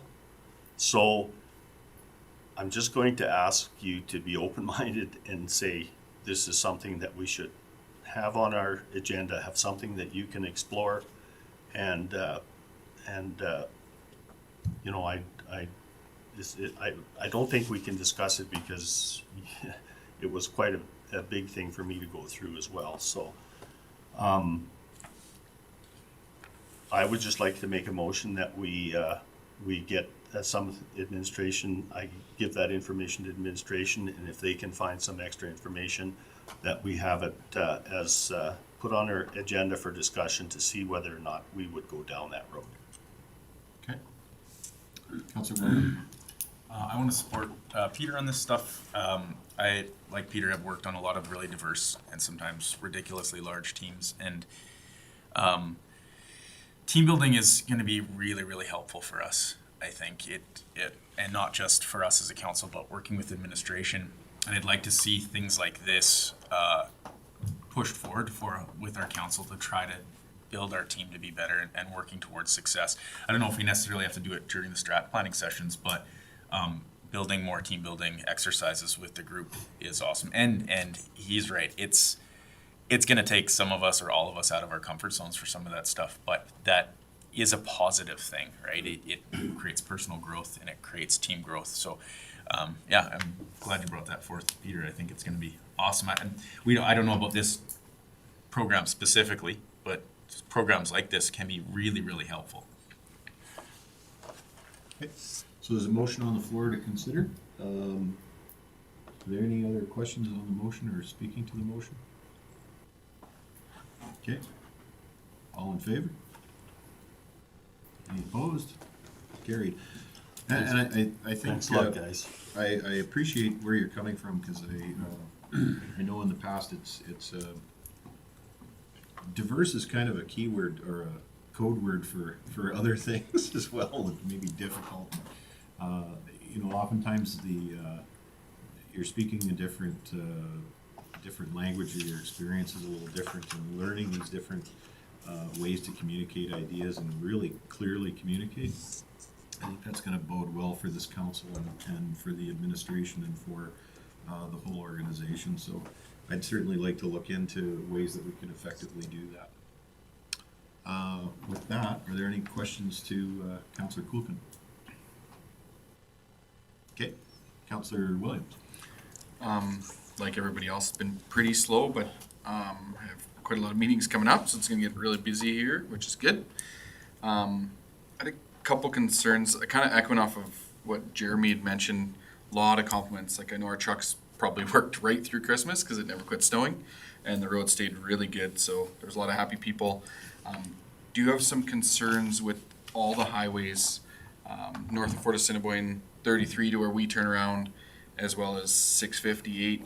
None of them have been winged. I've drove all over the province in the last little bit, and it seems like they're almost the only one. So I don't know if we can chase that up a little bit. I know there's a lot of vehicles catching the shoulder and going in the ditch. There's tracks everywhere, so it's a huge concern for people. Yeah, your worship, members of council, to Andre, again, we take our direction by Ledcor, but however, when there is a concern raised, we will approach Ledcor in regards to that matter. Yeah, I think we should, because I can see that it's even hard to get the snow off the road now. It's actually up going to the ditch. On the way here today, I noticed where our trucks go and where they turn around. The highway's a lot better for that stretch than the short little stretch there. So that's my own opinion. But yeah, I just wanted to say thanks to everybody that did work through Christmas, because a lot of happy people, and I think traveling was pretty safe around our areas where we look after. So it was good. That's all I had. Your worship, members of council, just so, Andre, you caught that right? Back to Through the chair to the council, yes, I did catch that. I actually have a meeting scheduled with Ledcor tomorrow afternoon. I can broach the topic then. I did have one more thing. I did have the bridge at Fort Assiniboine. It was down to literally one lane. I called administration. It was taken care of really quickly. So that's not even a highway we look after, but I believe that the county and I can't remember the maintenance out of Barhead, but it was taken care of really quickly. So that was good. That was a huge safety concern. So thank you. Okay. Thank you. Any questions for Councilor Williams? No? Okay. Councilor Prestige. Yes, last week we had our Blue Ridge Community League meeting, and it was well attended. Something that I am getting done there is in March, we're having the RCMP come over to do a presentation. Staff Sergeant Ted Zattery and his communications officer are going to come out and do a presentation for the community. Now this is available for any community that we have.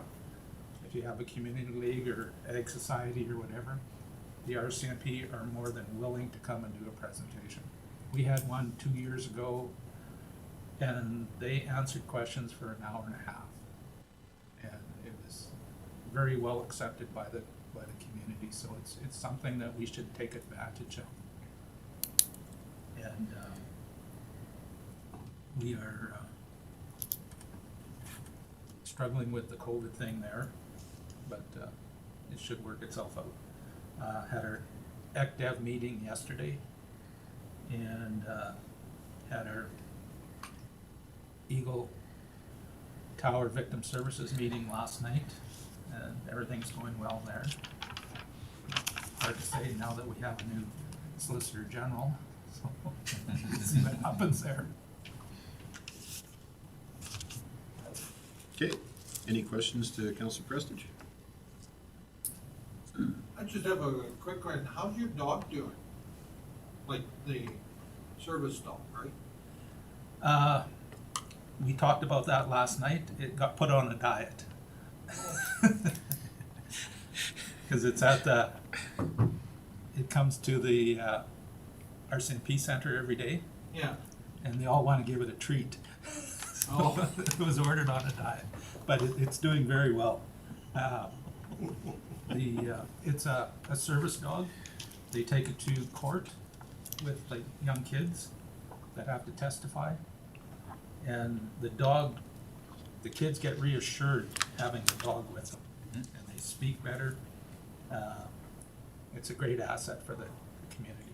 That's awesome. I didn't know about that. That's really Yeah. good. And we have sponsorship. I don't know who the sponsor is this year, but like Shell sponsored $5,000 a year for food, and the vet clinic sponsor the well-being of the dog. And the dog goes home with the handler every day. So it's a really good asset. Okay. Anything further? Okay. Councilor Cush. Couple of things. First one, the ASB meeting we had, some wasn't mentioned. We do have coming up in March, hopefully if the stars align, the ASB dinner been put off for the last couple of years. They got lots of community awards, stuff from like beautification on properties to pioneers and stuff in the community. Should be held in the fort. I'm hoping, like I said, stars align and we're able to do it this year. It's been put off the last two. Salmo board meeting last night. The contracts are coming due for grass mowing, the ice rink and stuff like that for maintenance and whatnot. So coming out in the paper and on their Facebook page, anybody looking to put a tender in, that will be going out. And finally, I had over the holidays and recently just been fielding some comments and I guess emails and concerns about library services. One thing I definitely want to let people know, our library, I'm talking, people and the concerns they have with the Blue Ridge Library and stuff, is it is still open and we have, to all members of all communities. There is never going to be a, issue of talking about turning people away or whatnot. The other thing for anybody from our community, with everything kind of going on right now, just to ensure as long as you have an active library card, you are still able to use the services from any neighboring municipalities. So. Okay, thank you. Any questions? Thanks, Councilor Cush. Okay, that brings me to me. That brings us to me, and so I'll save that till last, since everybody else got to talk on it too. But yeah, I attended an RMA hosted meeting. It was a town hall basically on the provincial police servicing idea. A lot of confusion, a lot of uncertainty there at a lot of levels. I think a large part of what's going on there is people just don't understand why they're doing this, and that's certainly something that we're looking at getting an explanation from the province. So it was a good information session to attend. I got an opportunity, or an invitation, from the Whitecourt Chamber of Commerce to swear in their new board members. So I was actually very, very happy, and originally I had a scheduling problem, but because of this Decepticon variant that we have now, the time change happened, so I was able to attend. So I was really glad that I got offered that opportunity, and was quite happy to be asked to do that. Had several conversations with forestry and the mills and the AFPA about this electric issue through ASO. As well, RMA is going to be looking at that as well. They got onto the agenda at the RMA. The snow clearing. I have to echo a lot of the comments that I've been hearing. You know, and the funny part is what upsets people as much as having, you know, 6 inches of snow and they can't go anywhere is having absolutely no snow and hearing a blade dragging outside their house too. They can't stand that either, and they're just wondering why the fuel's getting burnt. So the comment that I had is, when there wasn't anything to plow, we didn't see a grader. When there was something to plow, we saw a grader. So I want to compliment, and the discussion that we had around that was really around setting the service levels and how do those levels look. And so I want to congratulate administration and certainly give them the props for that particular service level. One thing that I did have a quick conversation on that service level is, and going to Councillor Wilhelm's point about the flags, and maybe we can throw this all in together, but I don't know, based on that policy, I don't think we have a severe weather portion in there. So how is this municipality within that policy going to respond to a severe weather event? Do we, you know, smash one lane into everything is so that people can get out and emergency vehicles can move? How do we handle it? And I'm wondering if that's something that at a future meeting we want to look at I want to keep saying it, policy and priorities meeting. The one thing that I want to ask for support for adding to our agenda in the future is, and I think this would be well added to the policy and procedures meeting. It's not called policy and procedures. Governance and priorities. Thank you. I have P&P in my head now for some reason. Governance and priorities. 4 years I wanted it, now I don't know what it's called. We can change the name. That's okay. So there's been a few conversations that I've had in the last little while around some of the things that the town wants to do and that the county wants to do in our strategic planning, and how are we going to go in the next 5, 10, and 20 years over the course. And this arbitration process is going to come to an end, but it's not going to be the end of anything. It's going to be the beginning of something new. And I guess more than anything, this council needs to get together and have a very open and frank conversation on our economic recovery path, where we're going in the next 10 years, and what we want to get involved with and what we don't with the town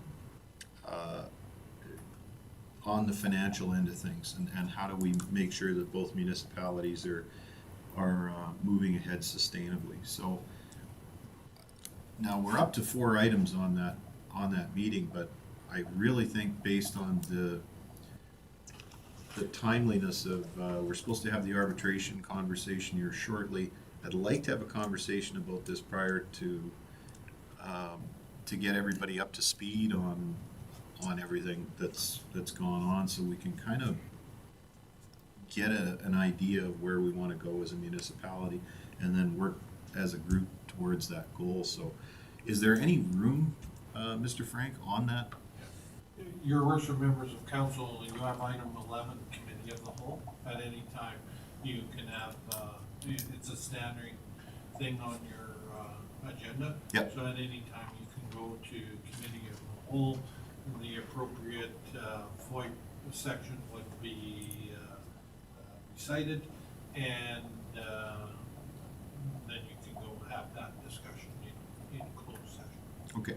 I'm gonna ask that it be added to I'd ask for council support to add it to the next agenda, that we can have that conversation, and that way admin is prepared for it and has a little bit of background on some of the discussion items. I just want to get on the same page as a municipality, because we're getting, again, we're getting some presentations to us and things like that, and I think saying nothing, because you're not sure where you're going, is not, it adds to the confusion of things more than clarification. So I'd like to just put us in a position where we're a little more all together and focused on it and aware of those things, especially with the changeover that we've had on council. So my motion would be that we add that discussion in closed session on the next agenda 2 weeks from now.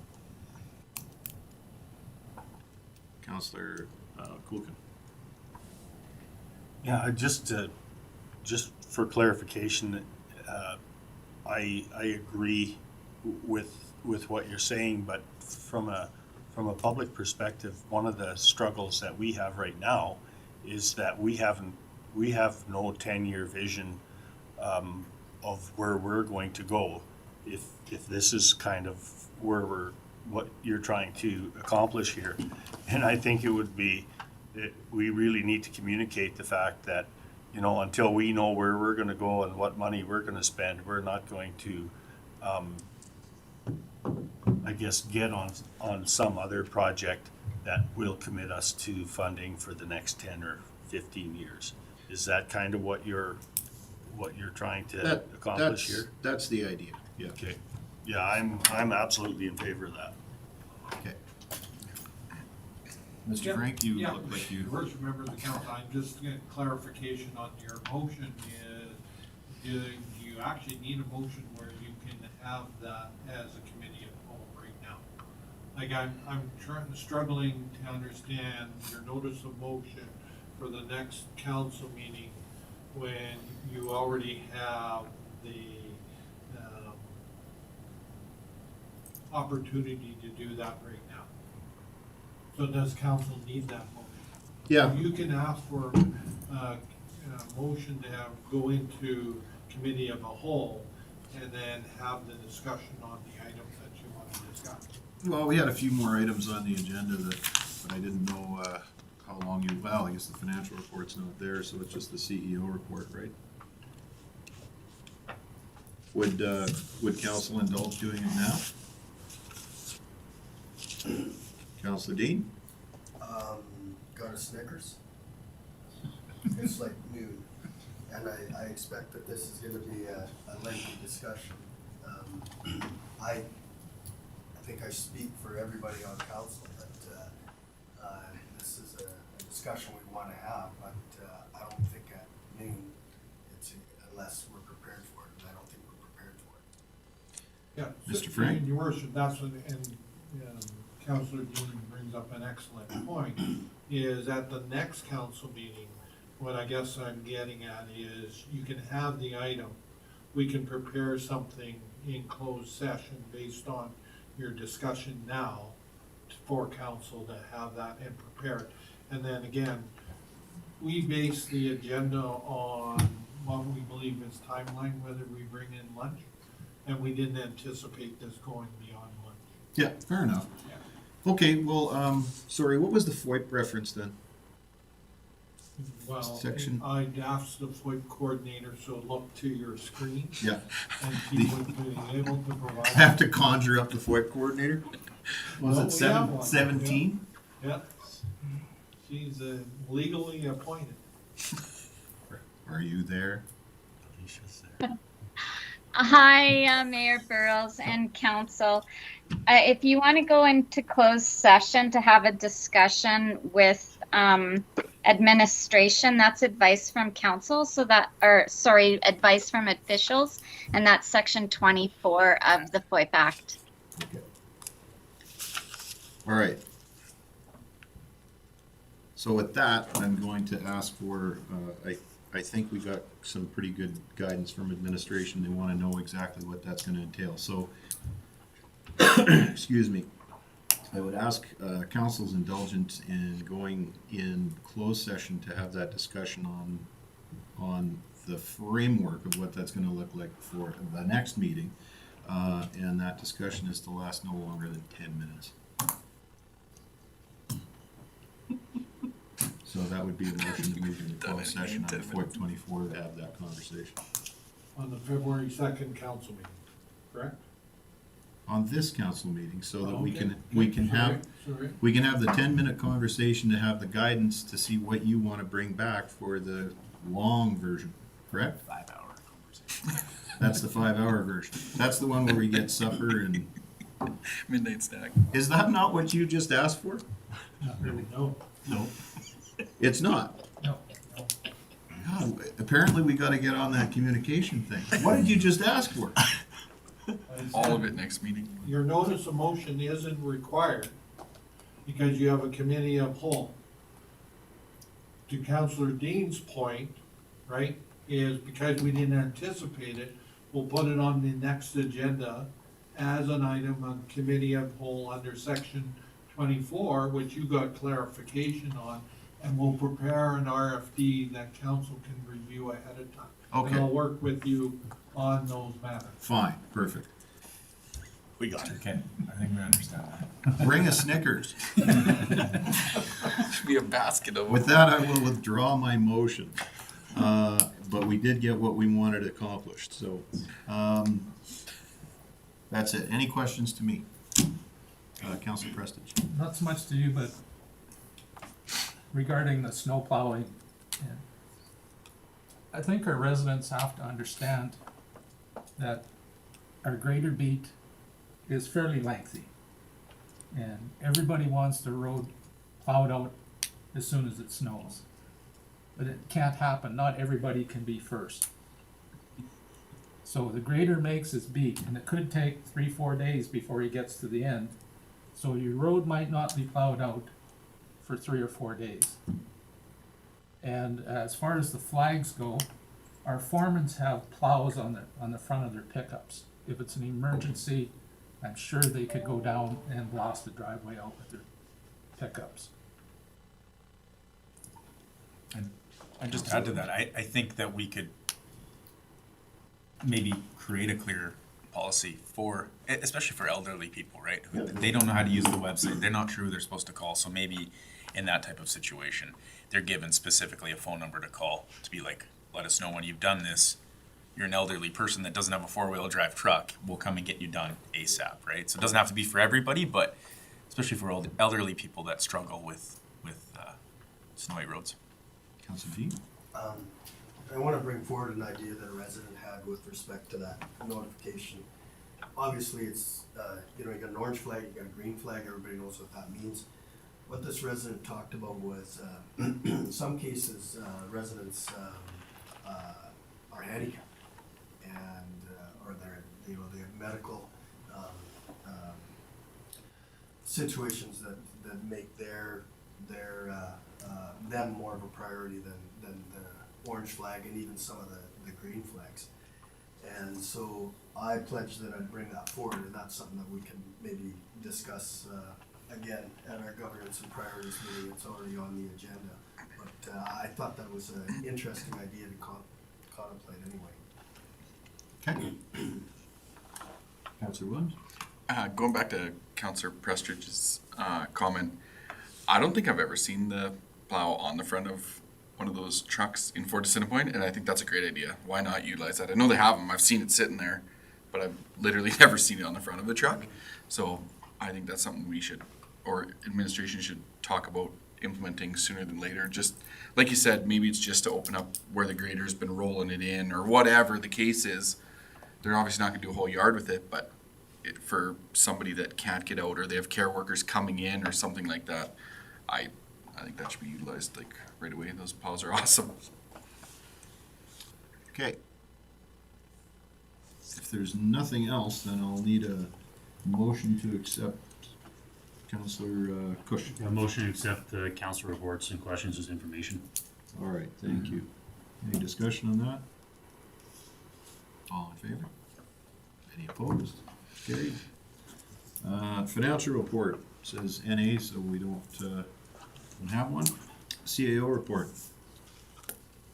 Your worship, members of council, one of the things that we do note that your little green thing there is your capturing of the voices.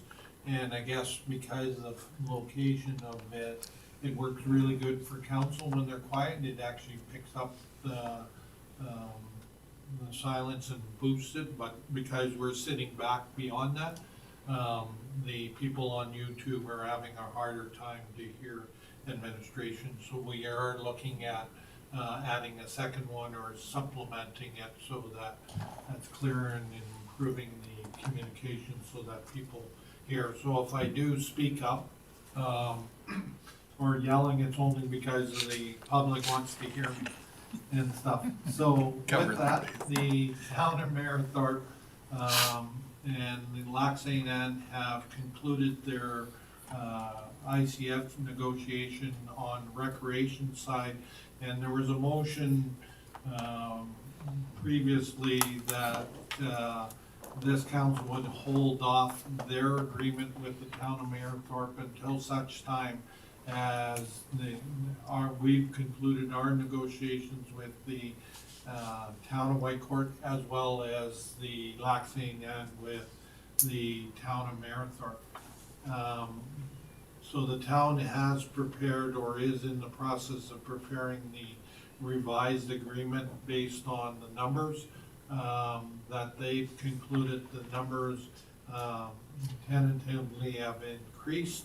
I'm anticipating that the individual, my colleague in Mayerthorpe, is going to have it to me by the end of this week. Tentatively, we'll have it on the February 2nd meeting, if not the 16th, based on the proposed agreement that council would consider for consideration.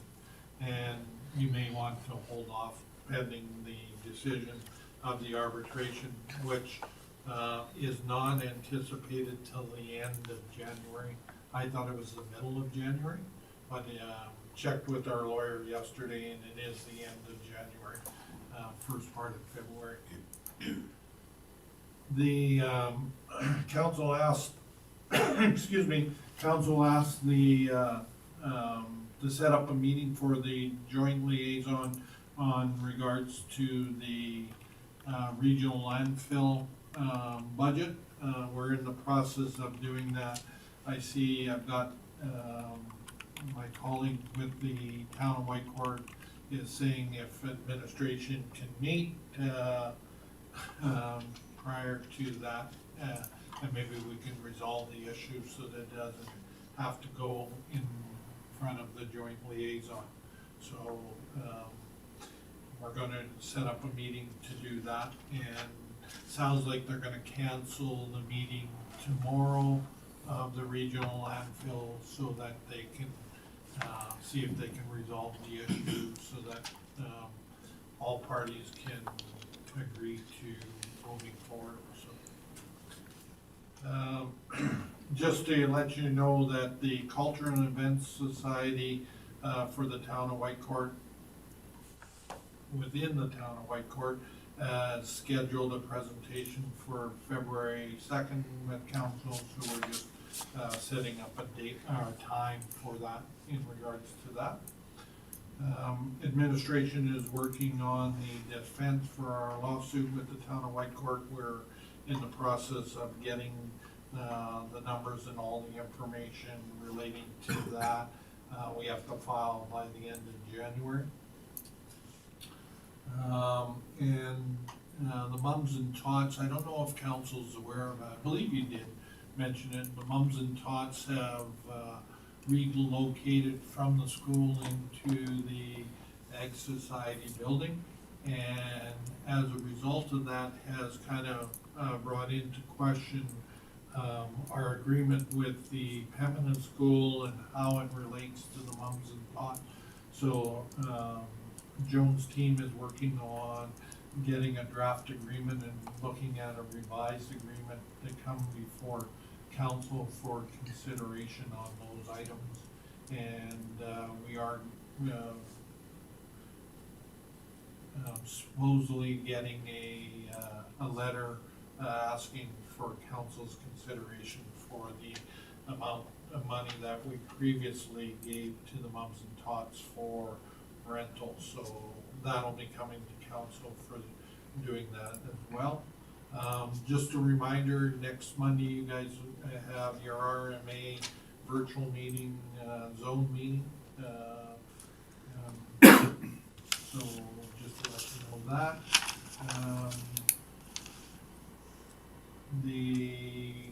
Again, to try to eliminate the risk mitigation, we had 5 individuals out sick. We are now down to, we were down to 1 and now down up to 2. So we're trying to keep very tight lid and social distancing and all the protocols in place. And it hasn't affected our operations at all.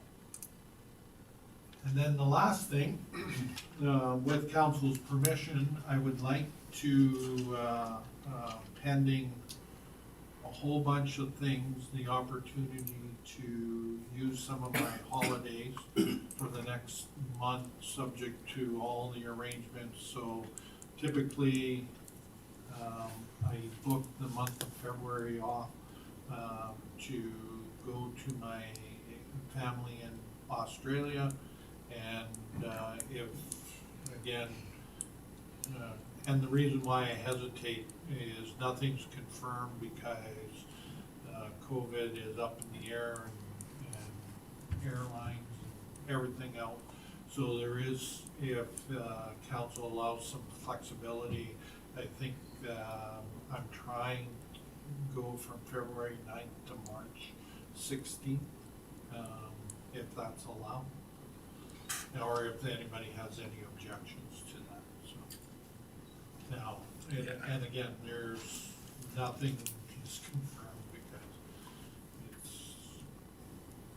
question. If I may just ask, Go ahead. with what's going on with our arbitration, is that gonna cause a problem with you going? That's part of it. I don't think the decision is the decision, right? If that is the case that council, the information will be brought to council, right, in a closed session to discuss further actions, right? And based on that, your deadline to have an ICF agreement is April, I want to say April 30th, or if not, March 30th. So it's one of the 2 dates, and we would make sure that the appropriate people are involved in that meeting, and council is involved in the direction going forward on how to deal with that. Okay, Councilor Dean? Thanks, Mr. Chair. So with respect to the arbiter's decision and how much of that just automatically transfers over into an ICF, can you explain that? So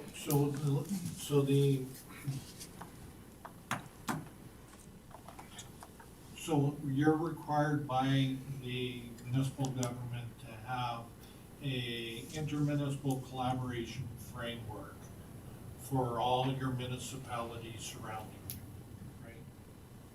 What that is it includes is up to the municipality based on the legislation, right? It is not a cost-sharing agreement, right? However, in the past, we've used the cost-sharing agreement between the 2 respective municipalities to drive that arbitration, right? And so as a result of the decision of the arbitrator, her decision will, whatever she decides will be part of that intermunicipal collaboration framework agreement, right? So I can't tell you whether it's going to be only recreation or it's going to be the other 13 items that were part of the cost sharing, right? Okay, so And I use that as an example. It might be anywhere between 1 and 13 items. And so you say the deadline, you're not sure if the deadline is April 30th or March 30th? Yeah, and, I'll ask Shannon just to quickly look it up. I believe it is April 30th is the deadline, but, and you have to have the agreement. The agreement can be broad in its nature and, for example, with the, MD of Greenview, you do your own thing, we do our own thing. And if you want to share in some agreement, you'll come to terms, right? It could be that simple, or it can be very complex where it says, here's the X amount of dollars for this service that you provide to the other party, right? So it can be, and the intent is, she's not writing it, but both parties have to agree to the term, right? And we have we're gonna have an ICF with all our municipal partners. We have them for everybody else. And so, am I correct in assuming for most of them, it's gonna be a matter of just, changing dates on the document? So the other agreements are in place, and the other agreements, and I'm simplifying it, for the most part says, you do your thing, we do ours, and if you need to come together to do a joint cost sharing arrangements on services that one, you'll sit down and do that together. Okay, but the one that we're working towards with the town, Yeah, that's a little more complex. can be, depending on the decision of the arbitrator. And you're able to, if that date comes back and it's the end of March, are we gonna be able to, you're on holidays? Yeah, and the lawyers will be directed, again, we'll get directions through the arbitrator and what the ICF has to contain. Then the lawyers will take and make it happen, right? That was always the intent, that, the decision, based on the decision, the ICF would be drafted by respective lawyers. And then come back to council for. Yeah, for ratification. Okay. And this is precisely why I want to have this conversation about everything, so, yeah. Yeah, your worship, members of council, and again, I'm not trying to leave council in abeyance. Like, if I'm over there and you need my thing, you can just, I can remember Kara phoned me early one morning because she forgot the time change and stuff, and we had a conversation, so we just have to remind, sometimes your 4 o'clock is their noon, or type of thing that they have. So that's all. Instead of phoning me at 8 o'clock in the morning, and it's 2 o'clock my time, or their time. That's all. Okay. Yeah. Any other questions to Mr. Frank? Okay, motion to accept the CAO. Sorry, your Sorry, worship. you, April 1st, so it's March. Yeah, April 1st. Thank you. is there anything further, Mr. Frank, or you? No, Okay. Motion to accept CAO report for information. Councillor Kulkin. I'll move that we accept the CAO's report for information. Okay. Any discussion? All in favor? Any opposed? It's carried. That brings us to adjourn. Motion to adjourn, Councillor Wilhelm. Motion to adjourn. No debate on that one. All in favor? Any opposed? Snickers time. Can I ask I you need guys one. just to